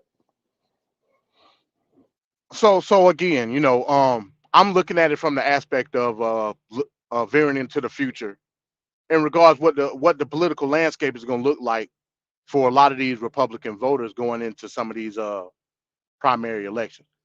Again, we have to put emphasis on the turnout. And remember, also, I must reiterate, I am the political prophet amongst men. Now, Mother Gaia helped me out last night with the low turnout, but I'm sticking to my guns by saying this is going to be a continued effect, and it won't be weather this time. You know what I'm saying? Just going back and looking at the numbers again, and it was some other exit polls that were very interesting to me. 51%, and basically DeSantis 21, Nikki Haley 19. I pretty much say that's a virtual tie. Who's going to be the bigger person amongst the two? Now this is where I could see past New Hampshire what's going to happen. Who's going to be the bigger of the two in regards to, let's say, okay, this political jargon amongst each other has to stop at some point. If we feel as though somebody other than Trump has to be nominated, my personal opinion, I think that should be Nikki Haley. Nikki Haley dropped the ball on several occasions when she was a clear front runner to be that number two. The last debate that was held last week, that was terrible by Nikki Haley. Absolutely terrible. DeSantisLies.com. What is that? Nobody cares about that. We want to hear what the policies are and how they compare and contrast dealing with Trump's presidential record. That's all I care about. She started off in this primary race doing just that. At some point in time, she veered off the course and felt as though I need to knock DeSantis out the box first. Instead of relying on her record, that's what many conservative voters were going off of anyway. I think the reason that she lost and fell down to third last night, a lot of that was due to a lot of the antics that she's been involved in the last couple of weeks. She needs to take a breath. It doesn't help when you don't know about slavery. There you go. You know what I'm saying? There you go. So she needs to take a breath, take a step back, and reanalyze. Okay, like, what's my strategy here? I liked her speech last night. Again, when it comes to New Hampshire, because of the demographics in New Hampshire, I believe that she's going to win New Hampshire. Now, some of the exit polls that I saw coming out of last night were very interesting. Amongst older voters in Iowa, Trump won. I mean, I pretty much knew that already. From young voters only accounted 10% of the voting last night. Out of the young voters, Vivek actually won that demographic, which is mind-blowing to me. But it shows you the level of or I guess how razor thin the margin is when it comes to the demographics, not necessarily the numbers. And of course, amongst highly educated conservatives, Nikki Haley won that. Who voted? My demographic is whoever voted for DeSantis dumb as hell. I just made that up, but I'm gonna stick with it. But in any event, it's gonna have a better outlook as to who's who and who's voting for who. You might as well go ahead and say that, like I reiterated earlier, that when it comes to the voting bloc of the Republican Party, as of today in 2024, is basically a split between 50% being the MAGA Republican cultists and 50% being the moderate conservative neoliberal. So with that being said, and with the numbers showing that, who's going to have the integrity amongst DeSantis and Haley to ultimately come to an agreement in terms of what the next strategy should be versus Trump? It's going to be interesting to see. Okay, and Ricardo, what did you ascertain from this last night? I mean, it speaks volumes now at this particular juncture and where we're at. I mean, did Vivek? I could have swore MD just said it, but Vivek dropped out, right? And so did Hutchinson. He dropped out. And let me say to that point real quick. I didn't even know Hutchinson was still in it. Yeah, Asa Hutchinson's still in there. When it comes to Vivek, I could put Vivek in that same category. We just got finished talking about the man in Alabama that wanted to let it hang out. I can put Vivek in that same category. You see, this is how you create parallels. Vivek did all of that brown nosing, all of the eating of the groceries of Trump to try to gain favor, just to fall flat on his face at the end based on a post that I could argue that he been saying stuff like that. But he tried to kowtow to the MAGA presence and fell flat on his face. Hell, he could have easily cut his switch off last night like the other guy did. Because the social order told him, even though I want to be president of the United States, I also want to have some type of existence in the circle of Trump. So let me do everything that I got to do in order to present myself as MAGA, just for Trump to say that Vivek ain't MAGA. I'll be damned. But whose fault is that? I digress. No, whose fault is that, MD? Because at the same time, why didn't Vivek do? Let's hypothetically say Vivek didn't do that whole groveling to Trump bit nonsense that he did. Why didn't he just run like a regular person would run and say, listen, I'm an Indian American, so forth, who's conservative. I don't care about this whole MAGA nonsense. I'm running on the belief that I'm conservative. I have nothing to do with the MAGA crowd. But at the same time, the breath, if they come over here, I'll take the votes. I'll take whatever. But I'm running on the stance of I'm a moderate conservative that's gonna do this. That's gonna tout for the true American dream. Blah blah blah. That whatever. Blah blah blah. But then again, but then it falls into that category of the immigrants coming over now, MD. So I'm not sure if you're gonna like the argument, but I'm saying he could have run with that argument and say I'm a new age so and so with immigrant parents that came over, and now I'm conservative, staunch in conservative beliefs. He could have done that. He chose not. What did he choose to do, MD? He chose to run on the amplifying idea of, oh, I'm gonna do with the MAGA crowd. You didn't have to do that. You could have done whatever you could have done what Haley does, because as much as she tries to hide that other side of her, which you can't hide. If you know you're Indian American and your family, your parents are staunch Indian looking, you can't hide the fact that you're Indian. But then again, she said, no, I have no idea. And I think that's how the liberal side is gonna get her. If she becomes way too popular at the end, they're gonna pull out that card of saying, hey, see, Kamala is not hiding the fact that she's an Indian, whatever American. She's being who she wanted to be. But no, Nikki's choosing to kowtow to the MAGA crowd by saying, oh, but I've always looked like I'm white and I'm not. That's not gonna work. So that's my problem with Nikki, is that she seems to be doing, and that was my problem from day one. I don't know if I could gauge her well, because she at one point seems normal when she was in the Trump administration. Then all of a sudden, when it didn't seem convenient anymore, she's like, oh no, he was doing that bad thing and he was so and so. Why didn't you speak up when you were in the administration the whole time, my dear? You could have said something, but you chose to wait until after the fact when he got voted out to then say, oh, but he was a bad this and he was doing this at such and such time, and I spoke up when I thought it was convenient. Baby love, you're now running to be president.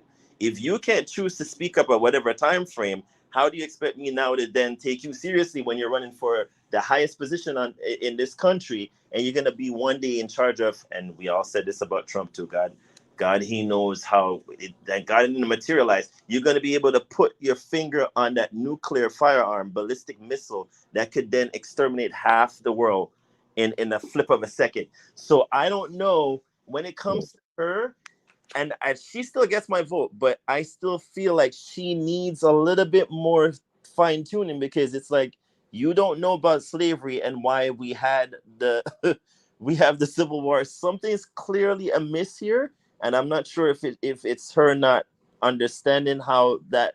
I mean, even then, how do you not know that's a civic? I don't even know how to say it at that point, because I'm trying to give her the benefit of that. But how do you not know that was what the whole war was about? That just seems way off. So it's like, Ricardo, you know she knew what slavery was about. But it She's wasn't playing. about that. She's playing to the audience.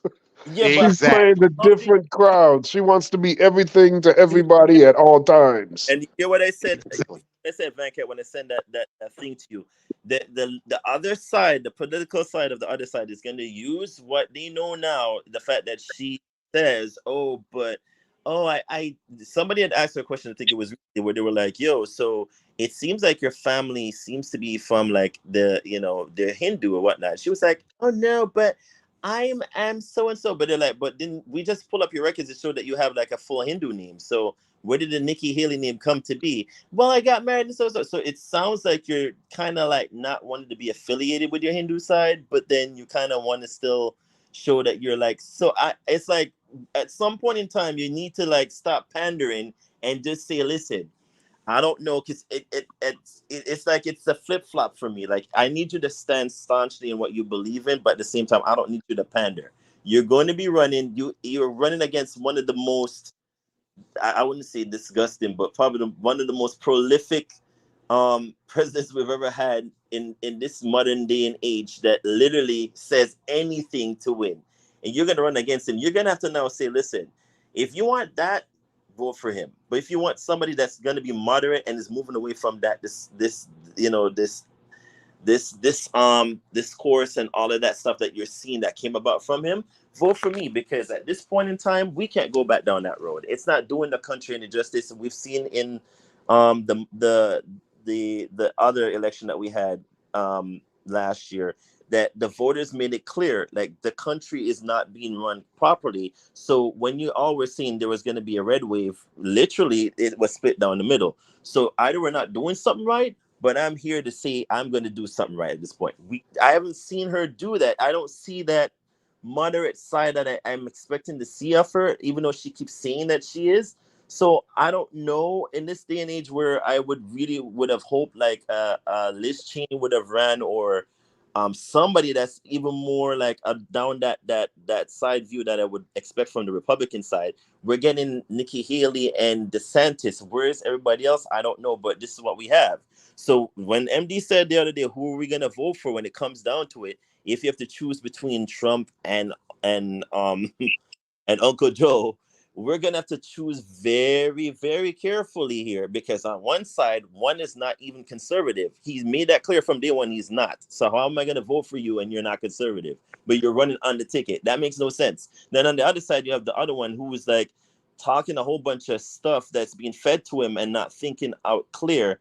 Where you're seeing, it seems like he's pandering to that whole Zionist side now and giving money to Ukraine and all that. Ricardo, you there? Fall further behind, like how Britain did, and it's like scary. So I mean, we've got to pick our poison. Which poison do we pick? That's the question. Well, you heard what Chris Christie said the other day. He was asked that same question, and he said he's gonna vote down ballot. He's not gonna vote in the presidential. He said that. Oh, right. He's not going to vote for Biden or Trump, but Right, he's going to vote for everything else Republican. right. Which that's a coward position But right there. That's vote a coward's position. that doesn't work though. I get what he's saying, but that still doesn't work. You still have to vote. It's a part of your civic duty. You choose, but the question is which poison do you pick, even though you know it's bad for you, you know it might eventually do harm to you. Which one do you pick at the end of the day? And that's the I disagree with that. That to me, there's nothing wrong with voting down ballot. There's two stark differences between them. between what's on the ballot right now. I don't know. Now, what Yeah, I think that both could be better, but there's way glaring differences. You will have no shot at certain initiatives that people are trying to pass. You're not going to pass certain things with Republican or Trump. Maybe a certain type of Republican, but we're not getting those Republicans. We're getting this. So I don't know, man.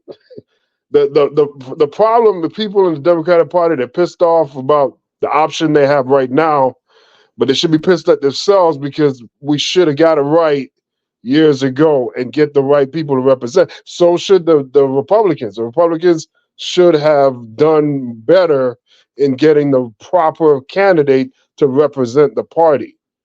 And rich people and corporations are lining pockets and getting these guys through. People should be more aware, and if they voted like that, and we wouldn't have this decision right now. So to be upset in 24 means that there was a failure back in 2019, 2020 that we didn't deal with, in my view.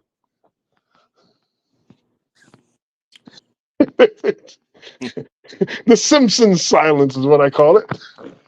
nah, you good. Yeah, on to the next topic. Yeah. Yeah, but I want to say, Ricardo, I totally agree with what you're saying about Nikki Haley right there. I think you're spot on that.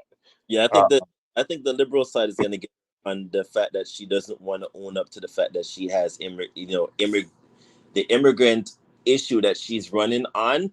If you can't say that, hey, my parents are Hindu, even though they're staunchly look like they're from India, and it's like you're not denouncing that you are, but then you're saying like you're flip flopping. It's gonna be a problem because if Kamala couldn't do it, what would make you think you can? Like at least Kamala kind of owns up to being half black, half Hindu, or she tried to own up to the fact that her mom was like from, that side, but Nikki just clearly just flat out just like, oh, but I try to go to temple. I think I know something about temple, but I think I'm more Christian, and I don't like that's not gonna work. You need to make a stance, and that's my problem where she kind of try to pander to the MAGA side, but you really don't need to because you have strong conservative minded people that you're gonna have vote for you in New Hampshire, and I expect them to now call you out on certain things. You need to now make a stance.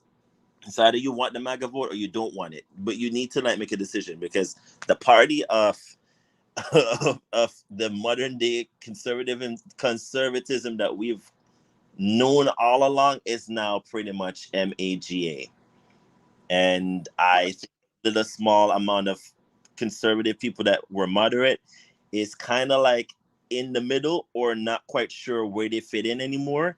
And that's now a thing where I'm waiting to see how it's going to play out in New Hampshire. You might disagree with me, MD, but I'm going to wait and see how it pans out. But based on what I'm seeing, MAGA seems to be the Republican Party now. And it's either the moderates. Yeah, I disagree with that. Yeah, But based on what we see in Ohio with 51%, yeah, I think it's quite. I'm gonna have to own up to that now. It's either MAGA is now in charge of the Republican Party, or you have the splinter off of the moderates now going or forming a new party or whatnot. But it seems MAGA is now Republican, all clear. There's no way you can hide that. There's no way. 51% against 21% and 19. Nah. Mm-mm. So I will say this in defense of Nikki Haley, because you bringing up like the whole ethnicity and her background and stuff. When the whole Civil War stuff jumped off, she had to explain away like what happened. When she did her town hall, it wasn't last week. I believe it was week before last.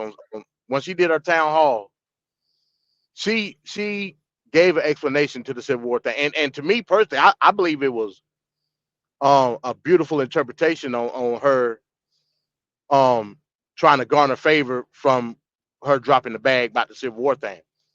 God. In her explanation, she in fact said, or she alluded to her Hindu ancestry. Like she did do that. When it was So when it was convenient for her to do so. I give you that. I give Get you out that. of jail free card. Right. Yeah, I give you that. You know what I'm saying? She yeah, that's what it was. But to me, it's not really her kowtowing to a certain minority group or demographic, or her trying to explain away certain aspects of her own reality. I don't look at it that way. I look at it more as the perception, and this going to your point, Ricardo, the perception of what the outlook of the average Republican voter is. I think, and this is where I think Nikki Haley is fumbling, because I don't necessarily think that she has to have the MAGA vote in order to win. The reason I say that is based on what I just saw in Iowa yesterday. It's literally split in half. Literally.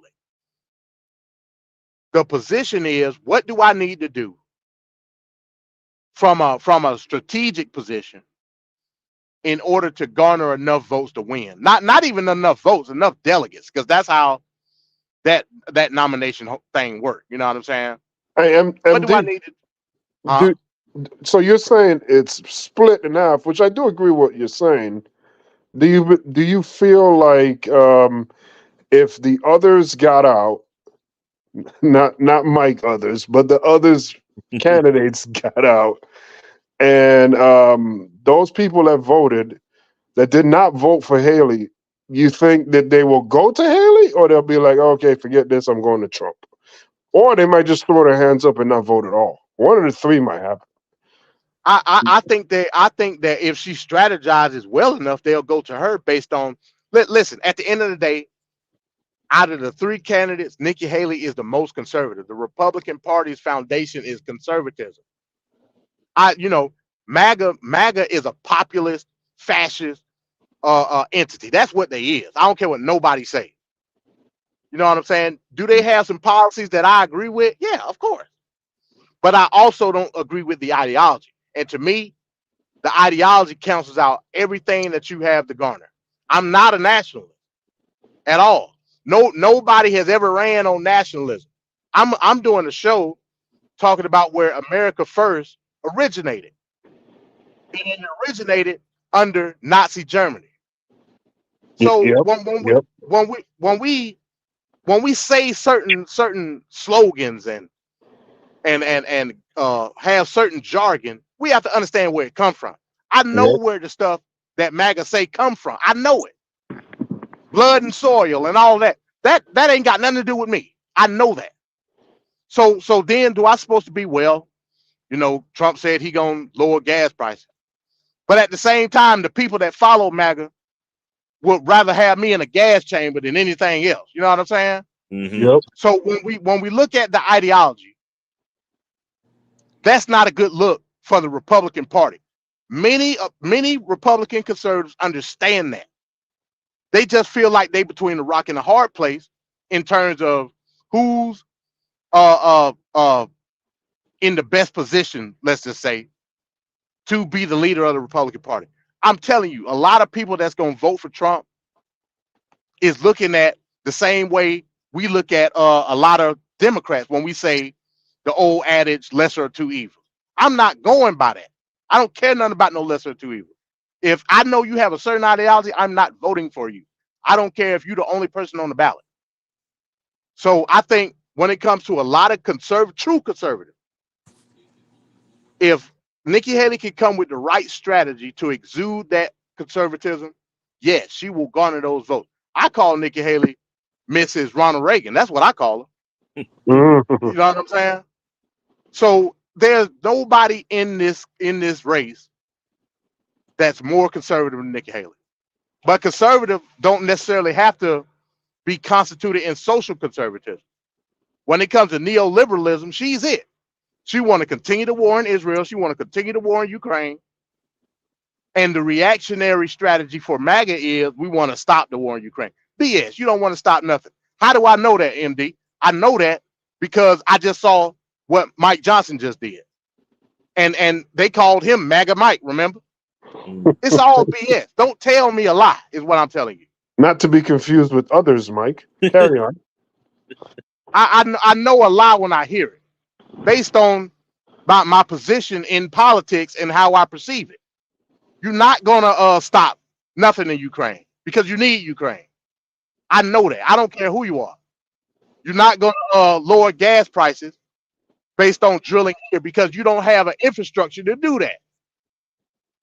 It's all lies. So I'm not gonna listen to the lies. What I'm saying. All right. So this is now to the point of the show. And we've had a great discussion here about this Iowa caucus. There's more to come because, there's going to be more states, and we'll see what happens along the way. So now at this point of the show, we're going to get into the lame duck session. This is lame duck number 19. And tonight's lame duck was influenced with MD. Pretty much this is MD's pick. So let's go check it out. Ladies and gentlemen, we got him. You're trying your best, but it never feels like enough. I started having second thoughts almost the moment I sat down on the plane. Lights off! Off! Turn them off. They're too bright. Turn them off. Turn them off. Let's go. Ready? Turn We go back a long way. She was 12, I was 30, but anyway. So I changed my return flight and flew back on the first available flight I could take. I'm sick and tired of smart guys. I'm sick and tired of ordinary people being fleeced. I'm tired of being quiet. I'm sick and tired. I'm just sick and tired. We have this notion that somehow if you're poor, you cannot do it. Poor kids are just as bright and just as talented as white kids.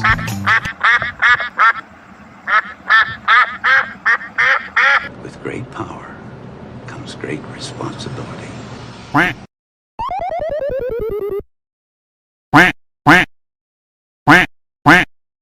Isaiah Washington, bombarded by bigots during an online chat. I'm going to explain what happened. Hell of a thing. Let's go to it. You. We don't need the black vote. You're the most useless vote in America. You know why Trump got elected? Because of the white vote, you stupid skin. So the vote and oh, wow, this is lovely. White power! Saint KKK. You're not a bot, K so dang. Where you based at, KKK? Don't worry about it. I'll be at your doorstep when I want to, bitch. Oh, really? I'm at 36. 36.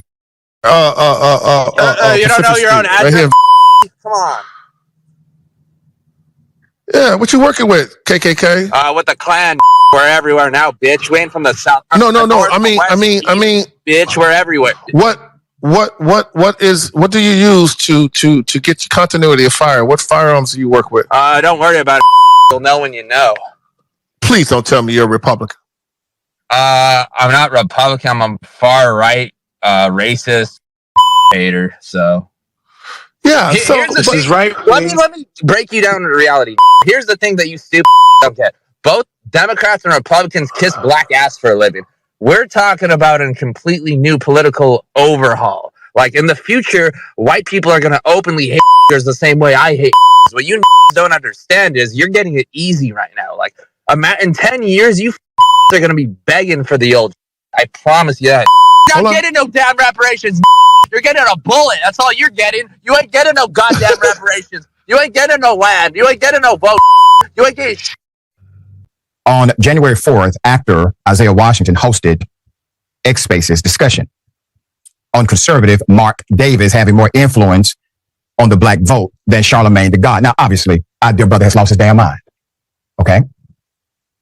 Towards the last half hour of the discussion was hijacked by racist trolls. An excerpt of the abuse Washington endured was reported by political consultant Nikki Barnes. And he's talking to a black Confederate, a guy who sympathizes with the insanity, and then a real one shows up. All right. So Washington responds after, right, the tweet or the post. Expose what? I can find out who you are or absolutely anyone I want on this app and expose you for who you really are. I'm known for it. Okay? I see as my friend, but you people aren't worth exposing to me. It's really silly for this Nikki Barnes person who I did not, or who I don't know, posted something out of context that had very little to do with the topic and or tone of the entire space. But it's good that this genius has helped drive more listeners into my recorded spaces supporting Mark Carter out of more curiosity. Do you not find it ironic, sir, that you have found a way to talk about everybody in a negative context but the person who called you the N-word? Have you considered why? So how is that person calling you every racist name but the child of God out of context? I love it. You want to come for a black woman for sharing how a white racist talked to you like your name is Kuta Kinte and you basically yes mastered to him? Then the response from Washington. Oh, so you're the Leslie Shield that Mark Carter has no respect for. Got it. I see you now in your Twitter, that's how he spells it. Twitter game is weak, hon. I'm here for it in the new year. Great way to introduce yourself. I'm concerned, man. Where was that energy for the racist SOB calling you the N-word? I mean, Isaiah. There's more. After further back and forth, Washington will post this. It's the internet, hun. My network of law enforcement and federal agents have already identified and reported that imbecile. I get idiots and bigots kicked off of their multiple burner accounts all the time. In fact, I am having you looked into as well. This is just getting worse. Keep tweeting me because your experience would definitely change coming from me, my dear. Now you try and keep it classy, okay? Nothing to see here but your enormous forehead. What a waste of human energy. Damn, son. Could you have just taken 10% of that and talked to the racist like that? Because he pulled your card, sir. You all polite to him. Well, sir, I mean, what kind of arsenal do you have? The man said he was going to pull up and kill you. That's what the man said to you. And you want to know what kind of bullets he's going to do it with. Sir, you have a problem. You go off on black women, okay, because they have an opinion adverse to your silly ass. You go off on black women and let the racist man hijack your meeting and call you the N-word over and over again, and you want to know what kind of bullets he has. Trust and believe, she says, that you do not scare me. You need to be scared of the KKK person who said you needed a bullet in your head. And then this is what happened. Okay. He blocked her. Was this his band of federal agents that did this? No. He just hit the block button on his phone. What he should have done to the racist.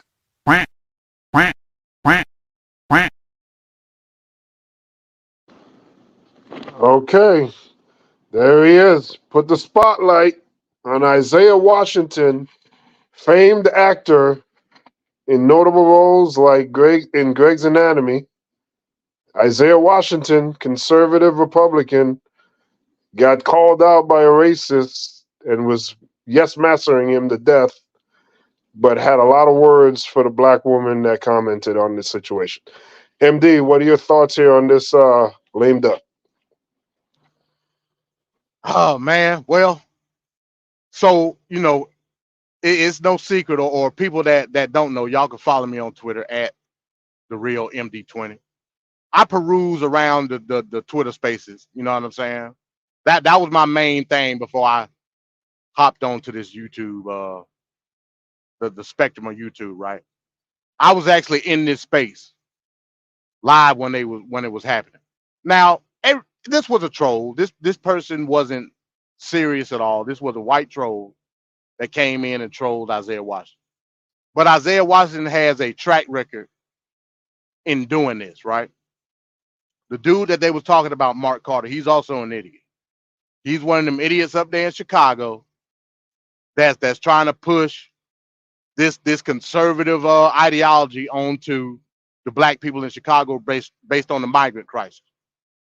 But when I went up on the space and asked him, this is in a separate space. I've had a conversation with this person as well.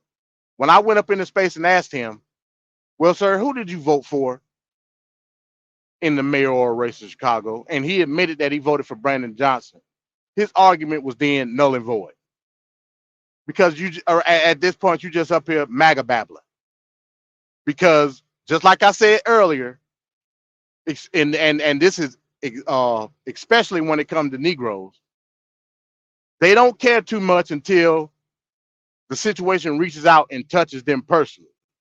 So now all of a sudden, you MAGA and you got Make America Great Again doused on you.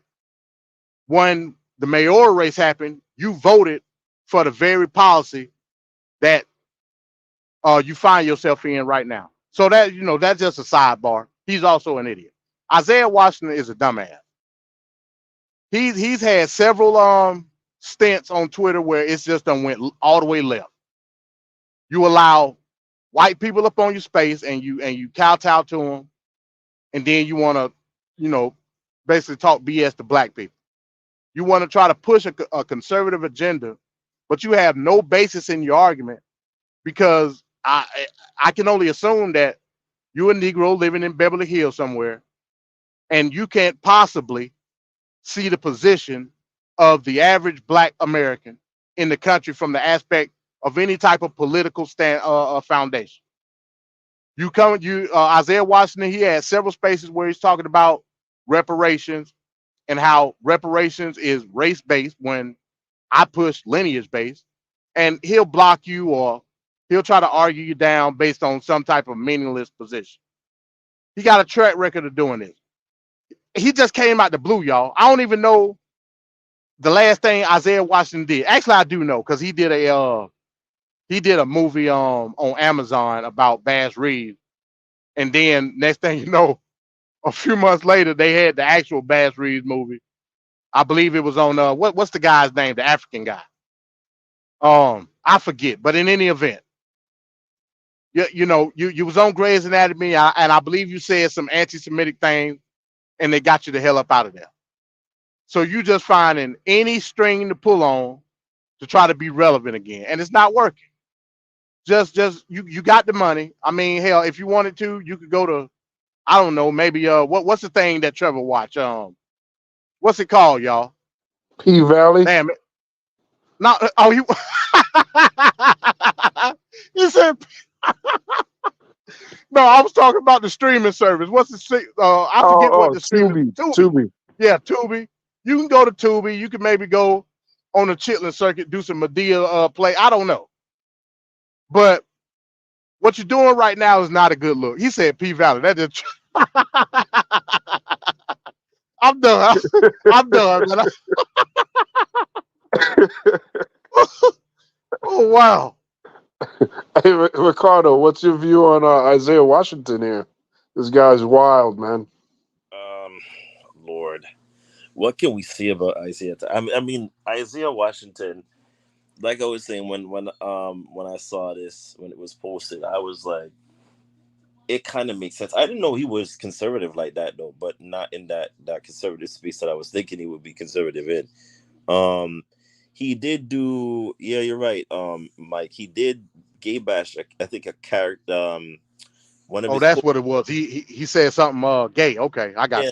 Said something that that was like extreme at the time when he got fired from Grey's Anatomy. And if you know about that show, it's actually was executive produced by a black woman at that. So she still holds the highest position in terms of being the highest paid woman in the industry.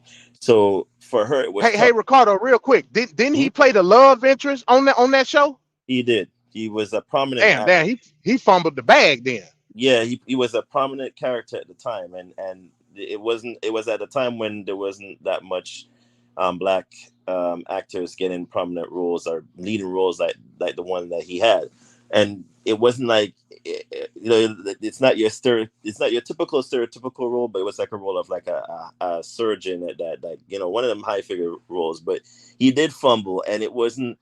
A lot of people were trying to figure out why he got fired, but after the fact, when we found, like, when the story broke, it was like he said something like his conservative beliefs didn't allow him to be like close to the actor he was working with, and he said something like he was this and that, and She was like, I'm not having it. You're gone. So she literally fired him. And then he ended up being on a reboot of RoboCop on, I think it was ABC at the time. And they canceled that show after like, I think 1 season. So then after that, he just disappeared off the map. So I don't remember him coming up. But I didn't know he was conservative in the sense of what we're speaking about. Nevertheless, with that exchange that he had, I mean, really, dude, you let that person come up and spew that diatribe, and then you want to come down hard on a black woman? If you don't go sit down somewhere, bro, like you literally made him master you, and you master him, and you just like stood there and took that, and you started doing all sort of nonsense. Like it sounded like he was like that. I don't know how he did it, man, but bless his heart. But no, you definitely a lame duck, because no, there ain't no way, I know you lying, that you stood there the whole time and let that man spew all that crap to you, and then you want to get in your feelings when a black woman tells you no, I'm sorry. But in this day and age, nothing surprises me anymore. But this is when you hear me say that the pandering and all that you can't pander to a group of people that doesn't. Because if you heard what that man was spewing, he was like, listen, we're in a new world order, we and so you're never going to get reparations, you da da da. It's like, really, like, just cut him off. Why didn't you just get rid of him off the damn thing once he started going? You just allowed him to speak? Really? You give him a platform to speak what? Like something that you knew he was going to say anyways? Go sit down. Isaiah, that ain't it, bro. You just find something constructive to do with your time, but this ain't it. It's a no for me.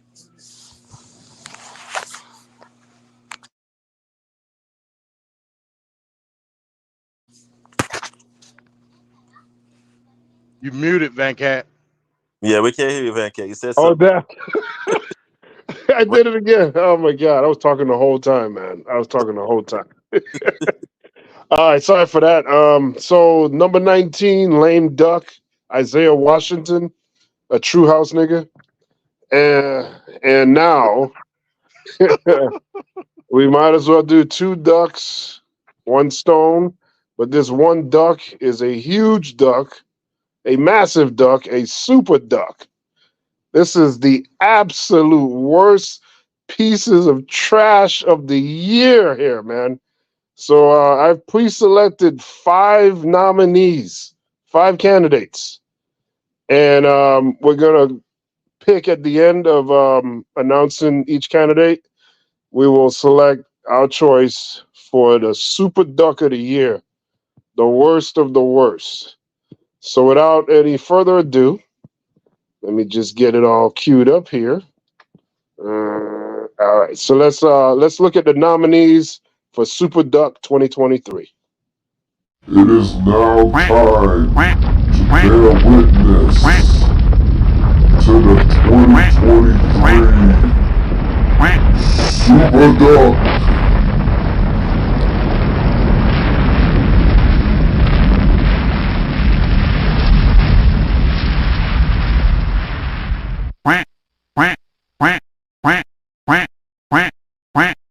Just moments ago tonight, Elon Musk, in an interview with Andrew Ross Sorkin at the New York Times Dealbook Summit, saying this to advertisers who've left X over his endorsement of anti-Semitic content. If somebody's going to try to blackmail me with advertising, blackmail me with money, go yourself. But go yourself. Is that clear? I hope it is. Turn out of that major recall involving more than 2 million Tesla cars. That's nearly all of the electric vehicles Tesla has sold in the U.S. There's almost nothing left of this Tesla after it slammed into a fire truck on a Northern California freeway last February. The driver was killed, and investigators believe autopilot was engaged when it happened. It's one of dozens of deadly crashes since 2016 allegedly involving the technology, and it led to a National Highway Traffic Safety Administration investigation. We want to take it out of Tel Aviv, where on your screen right there, Israeli Prime Minister Benjamin Netanyahu addressing the nation and the world. Let's listen. Rest assured, Israel will fight. Since October 7th, Israel has been at war. Israel did not start this war. Israel did not want this war. But Israel will win this war. Hamas launched this war by perpetrating the worst savagery our people have seen since the Holocaust. Tonight, Israeli Prime Minister Benjamin Netanyahu struck a defiant tone marking 100 days of war against Hamas in Gaza. He vowed to keep fighting despite growing uncertainty about the outcome and international alarm about the rising death toll. I think the real number is 15, 16 million people into our country. When they do that, we got a lot of work to do. They're poisoning the blood of our country. That's what they've done. They poison mental institutions and prisons all over the world, not just in South America, not just the 3 or 4 countries that we think about, but all over the world. They're coming into our country from Africa, from Asia, all over the world. They're pouring into our country. Nobody's even looking at them. They just come in. The crime is going to be tremendous. The terrorism is going to be terrorism. It's crazy what's going on. They're ruining our country. And it's true. They're destroying the blood of our country. That's what they're doing. They're destroying our country. They don't like it when I said that. And I never read Mein Kampf. They said, oh, Hitler said that in a much different way. No, they're coming from all over the world, people all over the world. We have no idea. They could be healthy. They could be very unhealthy. They could bring in disease that's going to catch on in our country, but they do bring in crime. But they have them coming from all over the world. You know, Hezbollah is very smart. They're all very smart. The press doesn't like when they say it. But Hezbollah, they're very smart. I'll never forget that Bibi Netanyahu let us down. That was a very terrible thing. I will say that. They've got to straighten it out because they're fighting potentially a very big force. Everything they say is being digested by these people because they're vicious and they're smart. And boy, are they vicious because nobody's ever seen the kind of sight that we've seen. Bibi tried to take credit for it. That wasn't good. That didn't make me feel too good, but that's all right. You know, Hezbollah is very smart. They're all very smart. The press doesn't like when they say it. You know, I said that President Xi of China, 1.4 billion people, he controls it with an iron fist. I said, he's a very smart man. They killed me the next day. I said he was smart. What am I going to say? But Hezbollah, they're very smart. But Hezbollah, they're very smart. Where they took over the police station. They took it over and they burned it down. By the way, what happened to those people? Are those people in jail with the J6 hostages? What happened to those people, come to think of it? They're not in jail with the J6 hostages. I don't call them prisoners, I call them hostages. They're hostages. Today, Russia's President Vladimir Putin presided over a parade showing off the country's military might. As CBS's Elizabeth Palmer reports, there was no mention of Ukraine. Поздравляю вас с Днем военно-морского флота! A flotilla of Russian fighting ships marked Navy Day in St. Petersburg. It was all crisp uniforms and ceremonial salutes, with no hint the country's land and air forces have been battered and depleted by the war in Ukraine. In Moscow, though, there was no ignoring that war. Armed drones attacked buildings in the central business district early this morning. Witnesses screaming in shock. War, but so far, the commander-in-chief shows no sign he's ready to compromise. Russia has marked the new year with new attacks on Ukraine as verbal attacks by leaders intensify. Russia wasn't going to let Ukraine end 2022 in peace. This man stands next to the body of his dead wife in Kyiv. Their house destroyed by a Russian strike. This woman says she and her husband were knocked unconscious by the explosion, then woke up as more shook their neighborhood. Russia launched exploding drones. This one shot down reads Happy New Year. In an address to the nation, Russian President Vladimir Putin justified his invasion while toasting his troops. This has been a year of difficult, necessary decisions, of crucial steps towards Russia's full sovereignty, he says. Ukrainian troops on the front returned Russia's tidings in their own way. I've done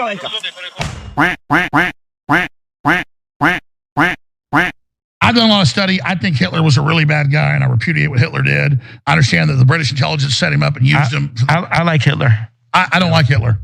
And I know you're trying to be shocking with that. I'm not trying to be shocking. I like Hitler. I see good things about Hitler also. You can't say out loud that this person ever did anything good, and I'm done with that. I'm done with the classifications. Every human being has something of value that they brought to the table, especially Hitler. Yeah, I don't like the word evil next to Nazis. I think we need to look at... Oh, my goodness. Just because you don't like one group doesn't mean the other. But look, I love Jewish people, but I also love Nazis. Well, I want to say there's a lot of good Nazis that were just fighting for their country. And for them all... Like George Soros. For them all to get put in a box. They're all in a box. Every Nazi's bad. Well, could some of the Nazis have just been fighting for their country? We can't put them all in a box. All right. Do you have any comments on Hitler? I have to agree with Ye. Schwarzenegger said he loved Hitler. They gave him an award. I'm just saying, I don't like Nazis, and I don't like what some of the mafias are doing either. I like Hitler. There's a lot of things that I love about Hitler. A lot of things. They say people learn from their mistakes. Clearly, Kanye West is an exception. Days after making anti-Semitism tweets, the American rapper is once again facing flack online for praising none other than Adolf Hitler. In an interview with U.S. conspiracy theorist Alex Jones, West declared his love for Nazis and admiration for Adolf Hitler himself. No, none of y'all mother here with no Instagram, nobody living, nobody at, and I don't want to hear from none of these Jewish talk about, oh, he's in an episode. These, bro, these niggas, you know what I'm saying? I'm on my Farrakhan Don right now, bro. The mother pilgrims is the Jewish. They dress the same. It's the same. That's the story. They put us in the school. The Rothschilds. We don't have to bow to this. Okay, it's 60 million of us in America, 60 million Jews in the world. 50% of our deaths is abortion. 25% of us go to prison. Raise one hand if you don't know one prison, one locked up, and one poor. Raise your hand if you don't know one person got abortion. Now I'll tell you, if we was in a Jewish mother on Friday with no, everybody raised their hands. So wait a second. But who got? But wait a second. Who make the hospitals though? Who got the hospitals? These are Zionists. This is what I'm trying to tell you. Jesus Christ, Hitler, yay. Third party, sponsor that. Elon Musk has finally suspended rapper Ye or Kanye West's account after he shared an image of a swastika inside of a Jewish Star of David. He tweeted he would go DEFCON 3 on Jewish people. Kanye West, he is digging in, issuing a non-apology apology in a new interview after his anti-Semitic, anti-black comments. Listen to this. My question for you is, do you now regret saying DEFCON 3 on Jewish people? Are you sorry you said that? No. I don't think it matters. You should be. Absolutely not. You know, I will say I'm sorry for the people that I hurt with the DEFCON, the confusion that I call. I feel like I cause hurt and confusion. And I'm sorry for the families of the people that had nothing to do with the trauma that I had been through, and that I use my platform where you say hurt people. And I was hurt. Ties after West wore a shirt with the slogan White Lives Matter, a rebuke to the Black Lives Matter racial equality movement.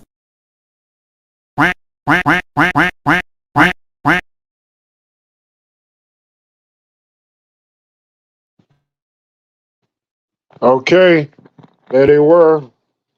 The Super Duck nominees for 2023. Absolute worst piece of trash of the year.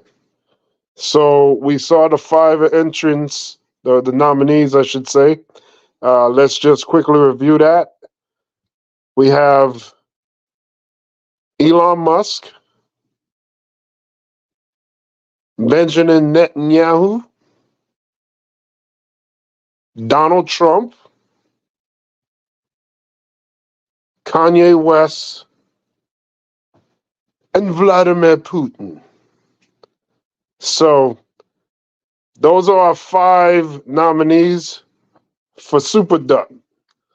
So I'm going to ask the panel. Well, let me let the panel just give our thoughts on the 5 nominees, and then we'll get into voting. So, Ricardo, what are your thoughts on the 5 nominees that we have here for Super Duck? I completely forgot about most of the stuff that they've actually done last year, to be perfectly honest. But it does resonate in terms of what we see tonight as the absolute worst piece of trash of the year award. Now, some more than others are more on the path of trolling, but nonetheless, they still deserve to be on the top 5 list.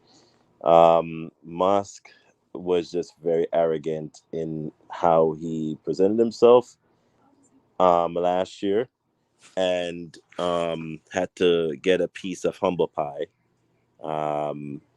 when he was called out. If you notice the trend, every time they did something, they were called out, they had to humble themselves, or they face the fallout of cancellation.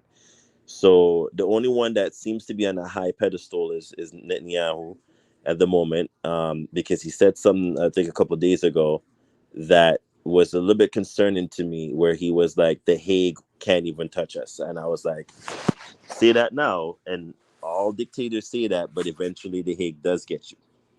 As for what they would really do, I don't know, but they will get you. Kanye, DT, I mean, they're your usual contenders that has always been on the list, but making the choice to vote, we'll see. We'll see what it comes down to. All right, MD, what are your thoughts on the nominees? Yeah, man. Yeah, man. Prestigious list for the Super Duck, man. I couldn't have picked them better myself. In regards to Elon Musk, man, yeah, again, I agree with the sentiments of Ricardo, man. He touted that he was changing the culture of social media when it comes to free speech. But and then you say, money didn't necessarily matter to him, but you saw how much money mattered to him, because he bent the knee eventually, even to the point where he went over to Israel to kiss the ring in Netanyahu. You know what I'm saying? So he doesn't even really understand what free speech is. When we talk about free speech, yes, you have the right to say whatever you want to say. You don't have the right to The to censor. yeah. I mean, well, if you're the entity of it, you do have the right to censor action. Right, you do. What? But Right. But go ahead. But I was gonna say he pandered greatly and took the humble pie. Like, it was like what the hell was that? Like, you did all of that to just then make them knock you down, and you just you bend over backwards just because, you know what I mean? Like, you were about to lose that much, and you just like, oh, I'm gonna put on a card and go over there and be like, yes sir, no sir. It was not a good look. It made him look. Well, that goes back to my point. The power of public opinion is strong, whether y'all want to believe it or not. So yes, you do have the right of free speech. That's an inalienable right under the Constitution. But at the same time, you also have a right to be censored, to be blocked, be All right. canceled. Let me vote real quick and I'll be out. So in that aspect, yeah, you're a lame duck, Elon Musk. Netanyahu, see, the one thing I disagree with this list, Van Cat, I wouldn't necessarily call Netanyahu a lame duck, because right now, again, to Ricardo's point, he's on top in terms of his political status. There really hasn't been a downfall politically or socially when it comes to Netanyahu right now. Now, that's subject to change, especially with this international criminal justice proceeding that's happening right now. That's subject to really change. So then he will fall under the auspices of being a lame duck. So I got to cancel him out. Trump, that's my favorite right now. I'm torn between Trump and Kanye. It seemed like you put a little extra sauce on that Kanye clip, Van Cat. That's what I think. Of course. I think you involved in election interference, because you gave Kanye a whole lot of time. You know what I'm saying? You put it out there with Kanye, but I'm torn between the two. Go ahead. No, I said he's trying to sway the vote. Yeah, swaying the vote, man. Yeah, election interference on Van Cat. But yeah, man, yeah, with Trump, I mean, it's obvious. You know what I mean? We talking about something that's unprecedented, historical, that's never been done before. 91 indictments placed upon him, and this man is potentially being the next candidate for the president of the United States. Like, the world going to hell in a handbasket, and Trump is going to be the conductor. You know what I'm saying? So that's an obvious pick. Who was the other one? Who else you pick? It was Kanye. It was 5, right? Oh yeah, Putin. Yeah, I ain't messing with Putin. I ain't saying nothing bad about Putin. You ain't finna have the KGB on me. They got a network globally. Putin all right with me. That's all I'm gonna say. That's on y'all. Y'all got that. But yeah, man. Yeah, I'm torn between Kanye and Trump, man. Kanye, see, you could put him in the super duck, but in actuality, man, he spiraled in in a world of it's insanity, and I feel sorry for him. You know what I'm saying? I mean, you know, this man was my earpiece in the early 2000s. You know what I'm saying? So you Yeah. know, I feel bad, but at the same time, you know, as an individualist, man, I got to go and dump you in the toilet. As you know, your ideals have put you in a position. So that's what I say on that. All right, so we got Mike on the panel. So we'll have New Mike year, new give us others, sir. New year, new others. New Year, New Others is officially here, and we'll get his thoughts on it, and then we'll lead in with Mike's pick for Super Duck. Then we'll tally it up. I also would like to reach out to Trevor. When the time comes, I'll go to the panel, and Trevor can give his vote.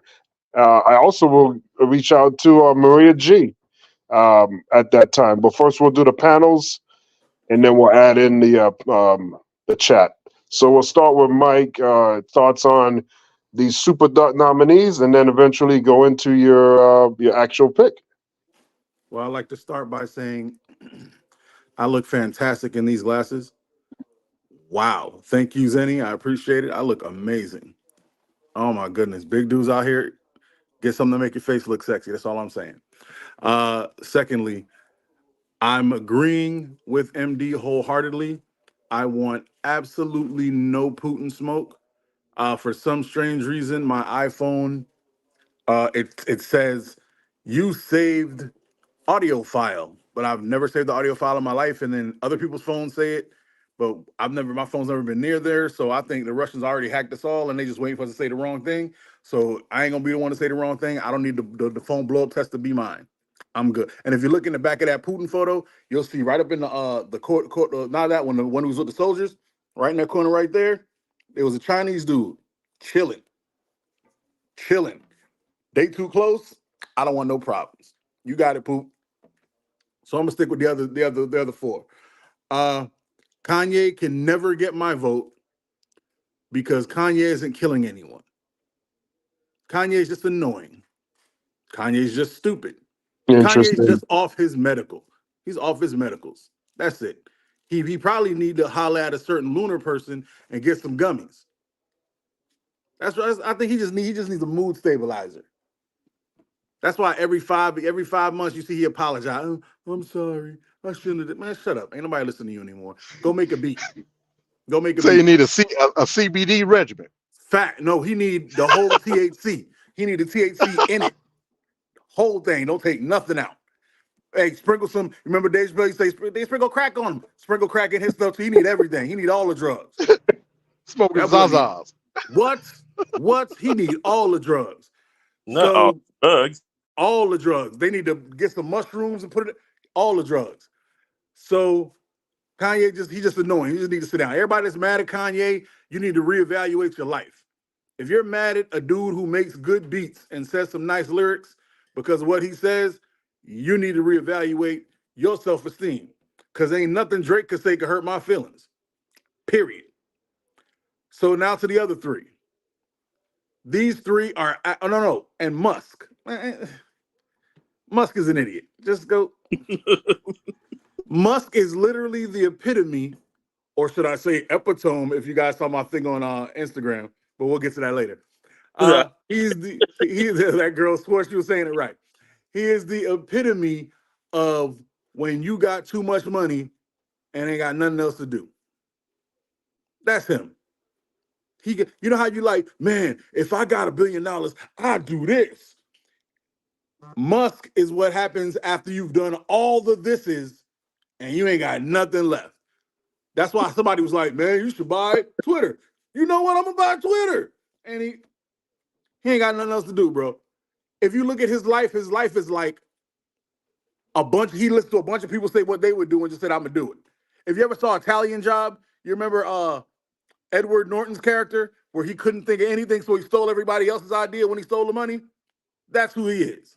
He ain't got no, I'm gonna build a rocket. Okay, go build a rocket, sir. He ain't got no idea. Yeah, he ain't want that smoke from Zuckerberg either. Come on. Come on. Big facts. So he Zuckerberg was out the gonna way. pull up on him. And you know he would have his little Asian girl with him. All right, my bad. I don't want no smoke, Zuckerberg. But so we're gonna leave the three people that actually affect people's lives.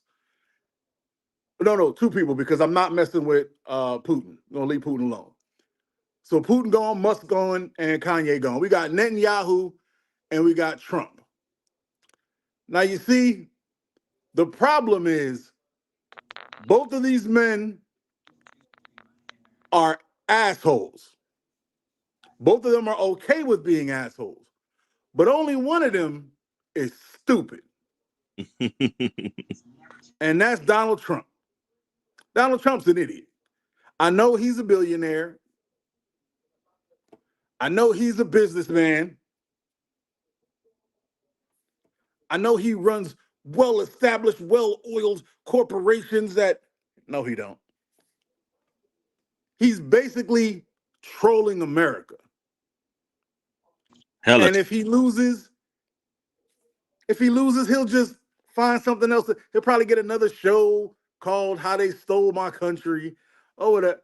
He's just dumb.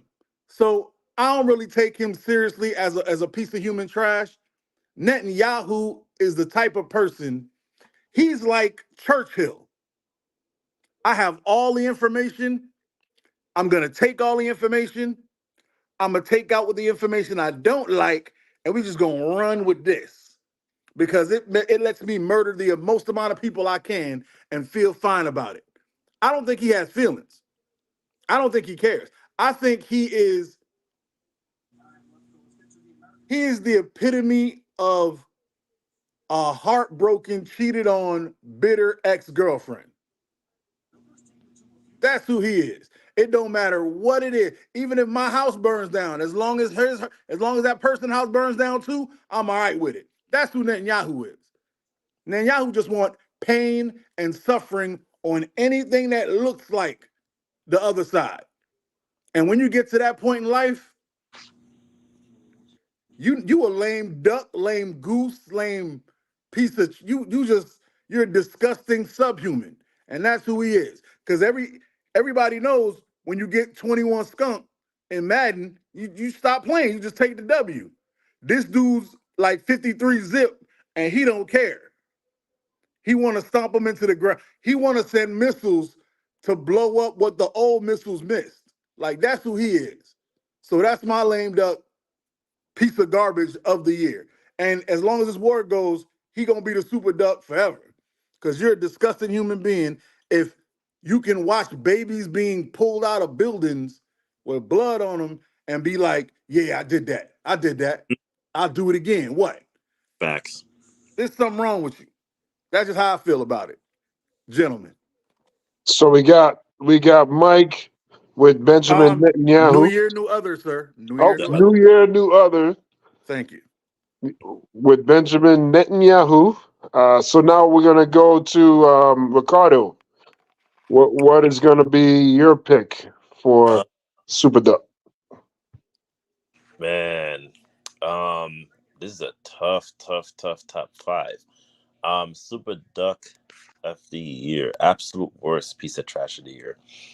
I'm gonna have to, if we're gonna go by the context of the absolute worst piece of trash title to it, it's really a toss up, but I have to give it to none other than Netanyahu as himself as well, just for the simple fact that he's running on a pedestal right now, which he swears, and he always, the saying goes, absolute power corrupts absolutely, and it's really true. When you're drunk on power, when you're so drunk on power that you list, like literally, and I've been saying this from the onset. It's now been, I think it's 100 days now that this whole thing started again, and somebody said something to me, and I'm gonna say it again.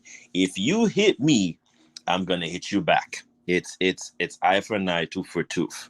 I don't have a problem with reciprocating what you done to me. I'm gonna do back to you. With that being stated, when you overdo it now to the extent that South Africa has to step in and say, listen, you cannot continue doing this. It's like we're signing off on this. It's like war crimes. Like you now literally have crossed the threshold of us saying to you, then, and we are not one to speak because our country has done some atrocities to people back in the 80s and 90s and even before that, predating that. We're telling you this looks bad on people, and you're now saying, oh, but the Hague can't stop me, the US can't stop me, all these countries have co-signed and do. Baby love, sir, Netanyahu, let's not forget what you've been doing before this whole conflict came about. They were investigating you. You were doing a whole bunch of stuff, and they were literally about to come to your doorstep. But then I just find it ironic again, MD and a whole bunch of us have said the same thing. Where there's smoke, there's fire. You literally it just came just right in your hands, just like that. You just end up having this conflict, and boom, you just feel the need to just annihilate everything in its path, including pulling dead babies from rubbles. And you just was like, I don't care. I mean, they're babies. And I'm saying to myself, really? Wow. So when the time comes, don't expect sympathy from most people because they're not going to give it to you, sir, because you're really absolute trash. Complete. But you're almost down to the 6'6" grave. And I'm not even going to say it. You know what? They say if you have nothing good to say, don't say nothing at all. So I'm going to say this. 2024, I look forward to seeing you indict this man, and I hope the Hague take him out in full-blown course. And that's all I'm going to say. So my lame duck, absolute worst piece of trash of the year goes to Mr. Grumpy Face Netanyahu. You can kiss my ass, sir. Next. All right. So we got Ricardo going with Benjamin Nati, and that would be 2 votes, Mike and Ricardo. So now we're going to pass it on to MD. MD, what's your take? So I understand the logic behind the votes for Netanyahu. You know what I mean? It definitely makes sense. You know, he's a deplorable person. No question about it. But the way I look at it, I'm following the traditions of the lame ducks that we've had throughout the 19 that we've done so far. And the consensus in all of those 19 lame ducks are the highlight was the aspect of them just doing some of the stupidest stuff and being called out for it, whether it was socially, criminally, whatever it may be. With that being said, I'm gonna follow the traditions. I gotta go with Trump. Trump has 91 indictments that's on file right now. What Trump has done has literally changed the course of how politics is viewed in the United States of America. You can't get no lamer than that. No, you can't. You know what I mean? In the aspect of how we view Trump as a person, in the aspect of how we view Trump as a political figure, is no question that he's the super duck, in my opinion.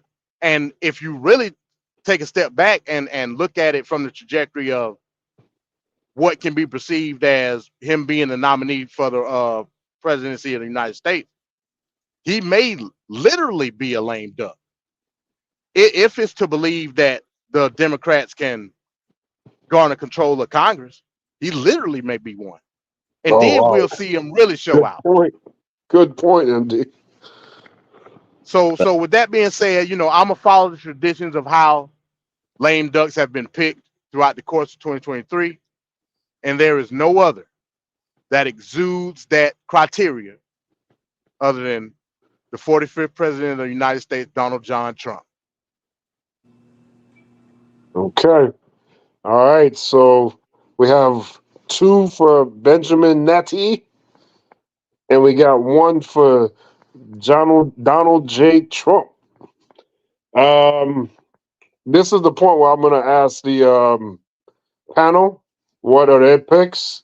So, Trevor, if you're hearing, if you're available now, if you could just give us your pick. I think he already put his in. He said Kanye by a landslide. I saw that earlier. Is he going all in with that, or is that just he something said he was Kanye saying? by a landslide. Landslide.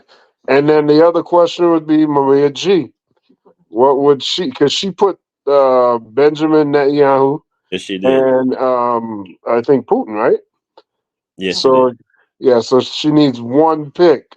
Who would be the one pick? As for my pick, I came in thinking one way, and now, now I'm kind of shaking because the points that all you guys have been saying is just like echoing in my brain because they were great points. I think Mike hit it right on the head. You know, he's looking for who's the most dangerous, who's the one that has the most power that can inflict the most disaster. I think MD is spot on. The tradition of the lame duck is pretty much people doing ridiculous, outlandish things at the expense of others, misusing power, corruption, and just calling that out. So that's another criteria. Uh, I mean, when you look at it, if it came to life and death situation, it's going to be Benjamin Netanyahu and Vladimir Putin. By far, those two are going to be the ones. But if you're going to think about cultural impact, Kanye West has a reach that nobody in the out of the five besides him would have. He gets to reach and touch a lot of people through music, young and old. So his words can travel a lot further than a politician. And if your words are not where they should be, and are not reputable, and you're spewing a bunch of stuff that can create hurt or harm indirectly or directly to another demographic, that's a problem.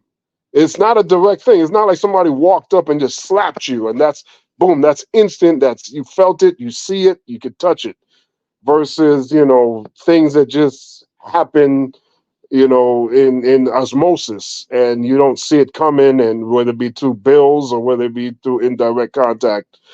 But yeah, this is giving me a lot to think about because I came in with this 100%. I'm going this route, but now you guys got me thinking hard now. So I'm stalling, and I just want to see if Trevor would post it. Trevor and Maria G. If you guys want to post that real quick. So let me just take a look at what we have here again. So we got Elon Musk, we got Benjamin Netanyahu, Donald Trump, Kanye, and Vladimir Putin.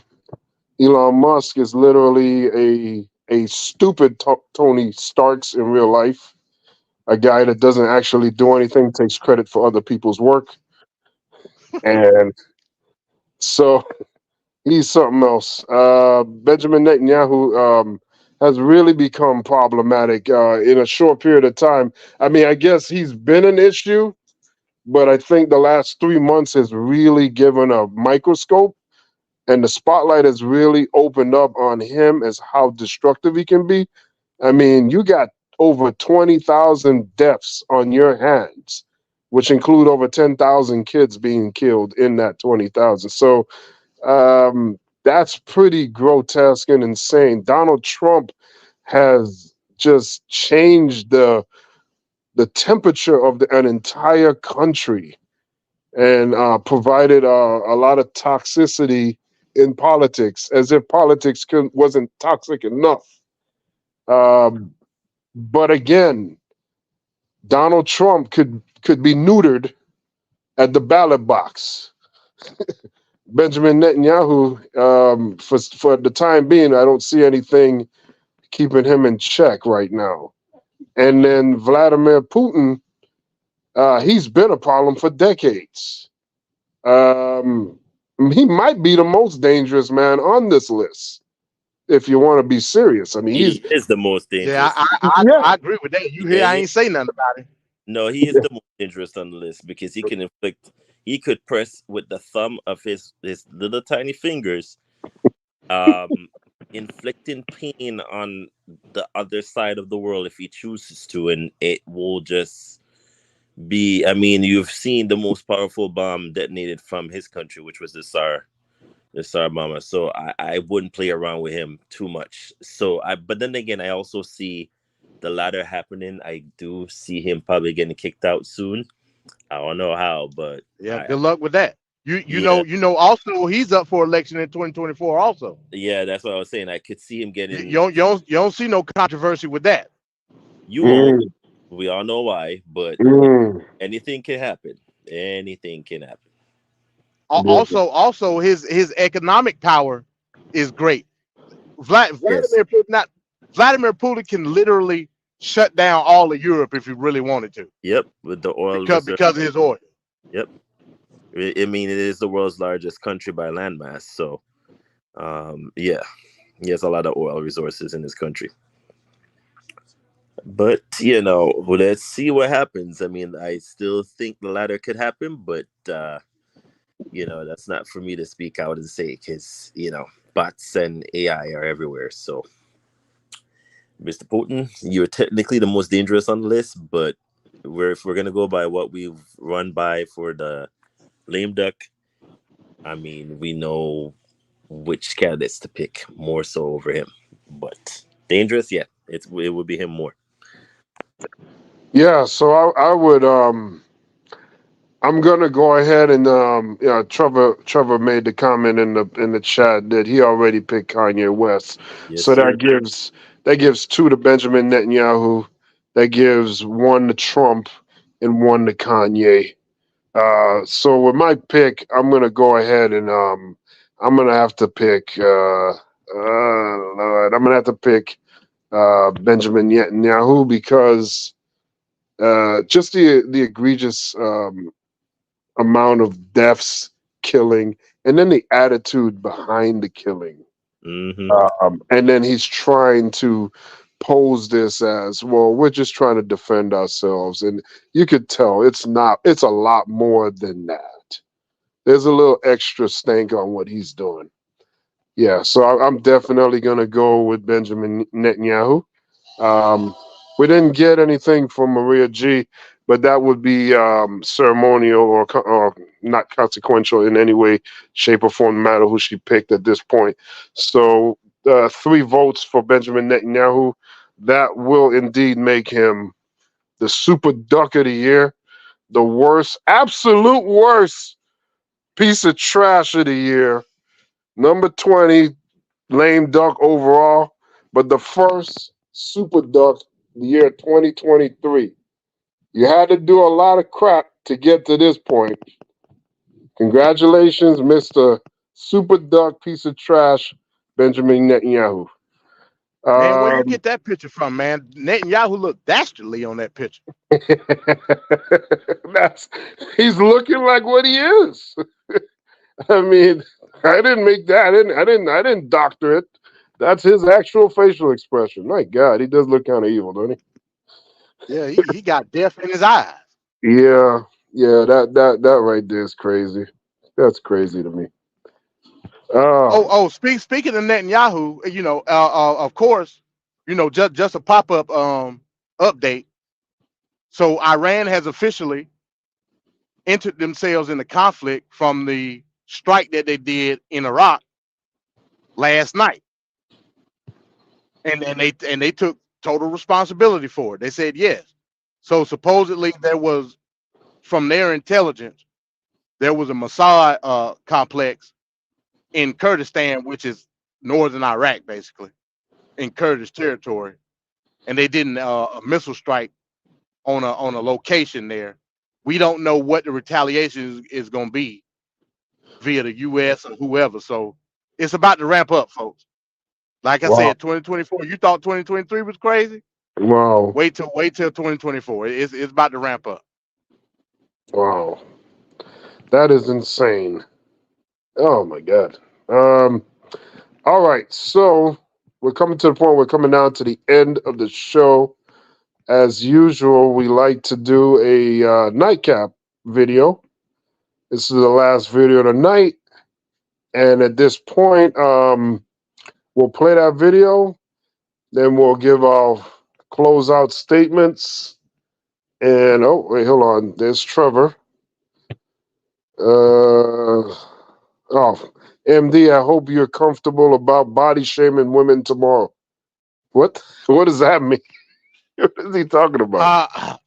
He may be talking about He may be talking about Diana Perrazzo. That's what we may be talking about. But I don't know. We'll see. Because yeah, I agree. She got a little chubby. Oh, body shaming. All right, so the final video tonight. This is the nightcap video, and then we'll be back on the other end with the closeout.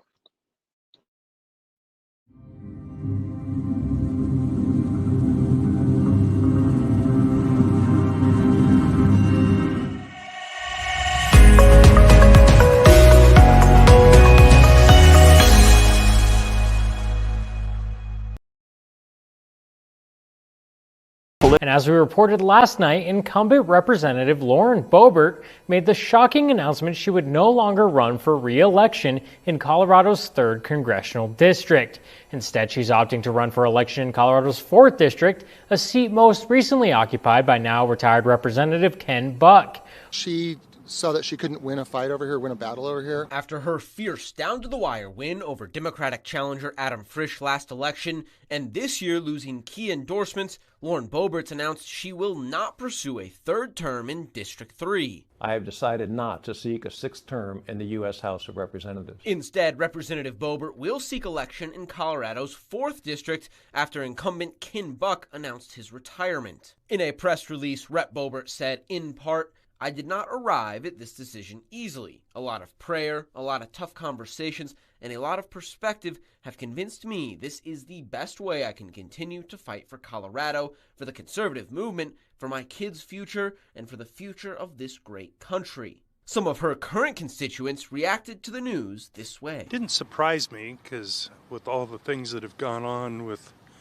her episode at the theater in Denver. For her to walk away without even thinking about it, kind of running maybe with her tail between her legs to District 4, it just shows who she is as a person and the type of character that she has. And so I think Lauren just saw that she couldn't win this fight. She just is so driven on getting media. Completely shocking. I had heard rumors that she had done a polling focused on the general election assumption results.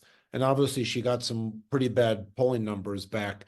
What I was pretty shocked about, that she decided to carpet bag her way over to the eastern slope. Despite the incumbent no longer running, both Adam Frisch and Jeff Hurd said Boebert's absence won't change their campaigns. We reached out to Representative Boebert, but haven't heard back, and there's a little more than 300 days until Election Day 2024.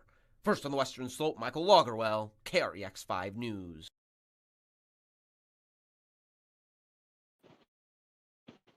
Okay, Lauren Boebert switching congressional districts, and she also, there's more that came now. She had allegedly she punched out her ex-husband, and all this other madness is going on with her. But what do we think, Ricardo, about Boebert's switch, and if it will be any effect politically?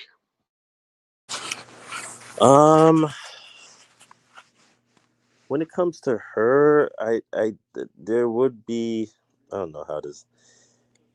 It's interesting to see the dynamics of how this is going to go with her switching.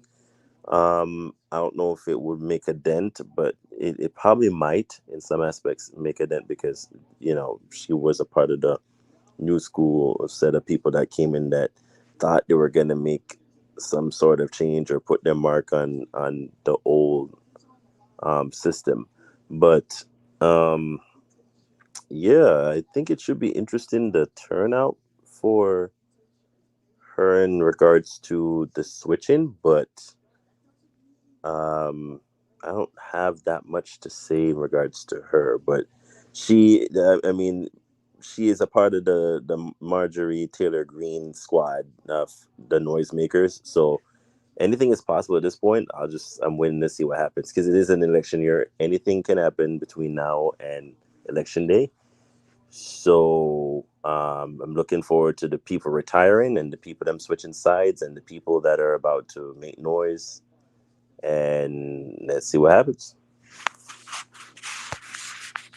All right, MD, what do you say? Yeah, so I can already see the play. I can see the strategy what they're trying to do. Lauren Boebert is trying to co-opt that district what Ken Buck was in to try to make it MAGA, and then they're gonna try to implement another MAGA candidate in District 3. By the way, in that piece, in that video piece that you just put out, you have to take into account what Ken Buck said when he gave his reasoning behind leaving and retiring. He flat out said, "Hey, look, he don't like the way in which the Republican Party is being ran right now."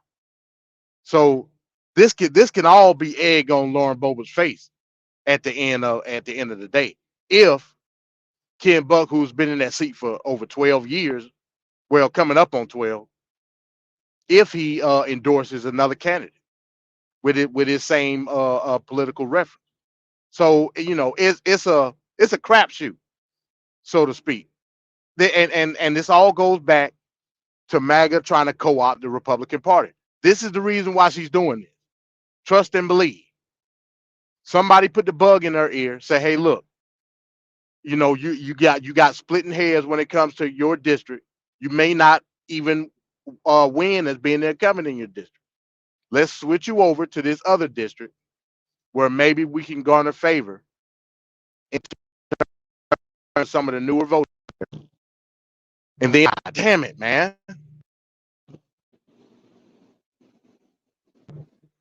Yeah, I'm sorry, I'm back. And Okay. then maybe we can put another candidate in your previous district. That's how I look at this strategy going. And by the way, we do a lot of comparison when it comes to Lauren Boebert and Marjorie Taylor Greene. It's no comparison to me. Marjorie Taylor Greene looked like Miss Potato Head. At least Lauren Boebert, fine. Hell, I wouldn't mind sitting in there to let her play with my meat. At least I'll give her that. You know what I'm saying? I can't with you, MD. Hey. Oh my God. At the very least, she looked good. Yeah, Marjorie Taylor Greene is rough. Woo!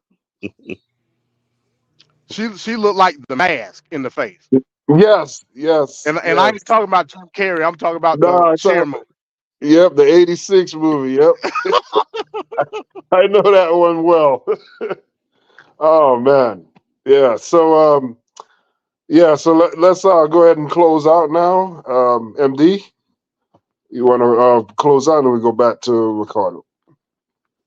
Yeah. So again, glad to see TFP back. Let's start the new season. Let's go. Let's do it right. And tell your friends, tell your family, folks, everybody in the chat.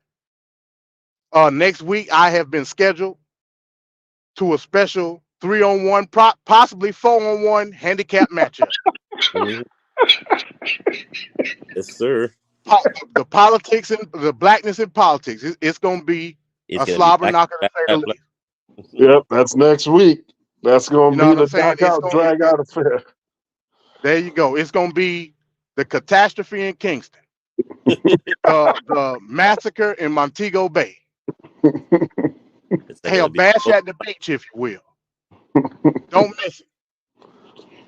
Yeah, we can't wait for that next week. Anything else there, MD? That's it, man. I'll see y'all tomorrow. Wrestling with Reality. All right. So Ricardo, you'll close out. Yeah, I'm glad the TFP is back. Trying to do it bigger and better for this year. There's going to be a lot of topics between now and the end of the year, so we're looking forward to entertaining all of y'all, especially for next week for the Blackity Black Blackout special. I'm blacker than you. The politics of black.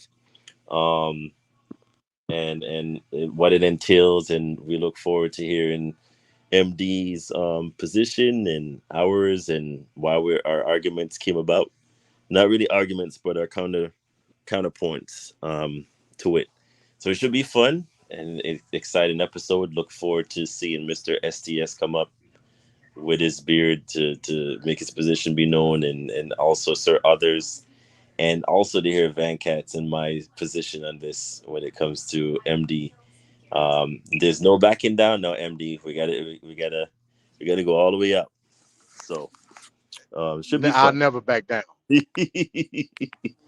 So come corrected or don't come at all is what I'm going to say to everybody on the panel. But yeah, great episode, and just looking forward to a great political and I would say environment, but a great year. Let's see what the turnout is, and looking forward to it. All right, so I'd like to thank everyone on the panel, the world's most dangerous panel. We got Ricardo, we got MD, Mike. We thank all the people in the chat. Shout out to Mr. Straight Talk Trevor. Shout out to Nini. Shout out to Tequila and Maria G and everyone else, all the others. So we'll be back next week with the Blackity Black special. Be there or be square. It's going to be something to see the different comparisons and ideas of the politics of the Black community and the different entities that go into it. So we'll be here next week with that very special show, almost like an open town hall type of debate we're going to have. It's going to be very interesting. And I'm thinking not only interesting, it'll be very informative and, entertaining, to say the least. So I thank everybody for tuning in this week.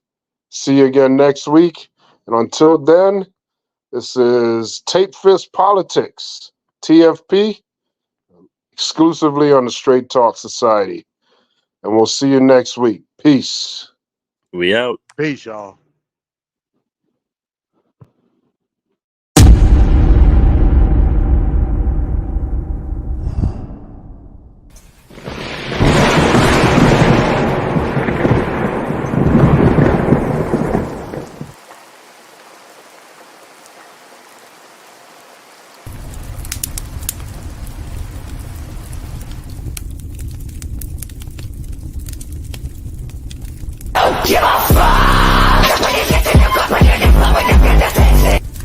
She just said a terrible thing. You know what she said? Shout it out, because I don't want to. Okay, you're not allowed to say, and I never expect to hear that from you again. She said, I never expect to hear that from you again. She said he's. That's terrible. Terrible.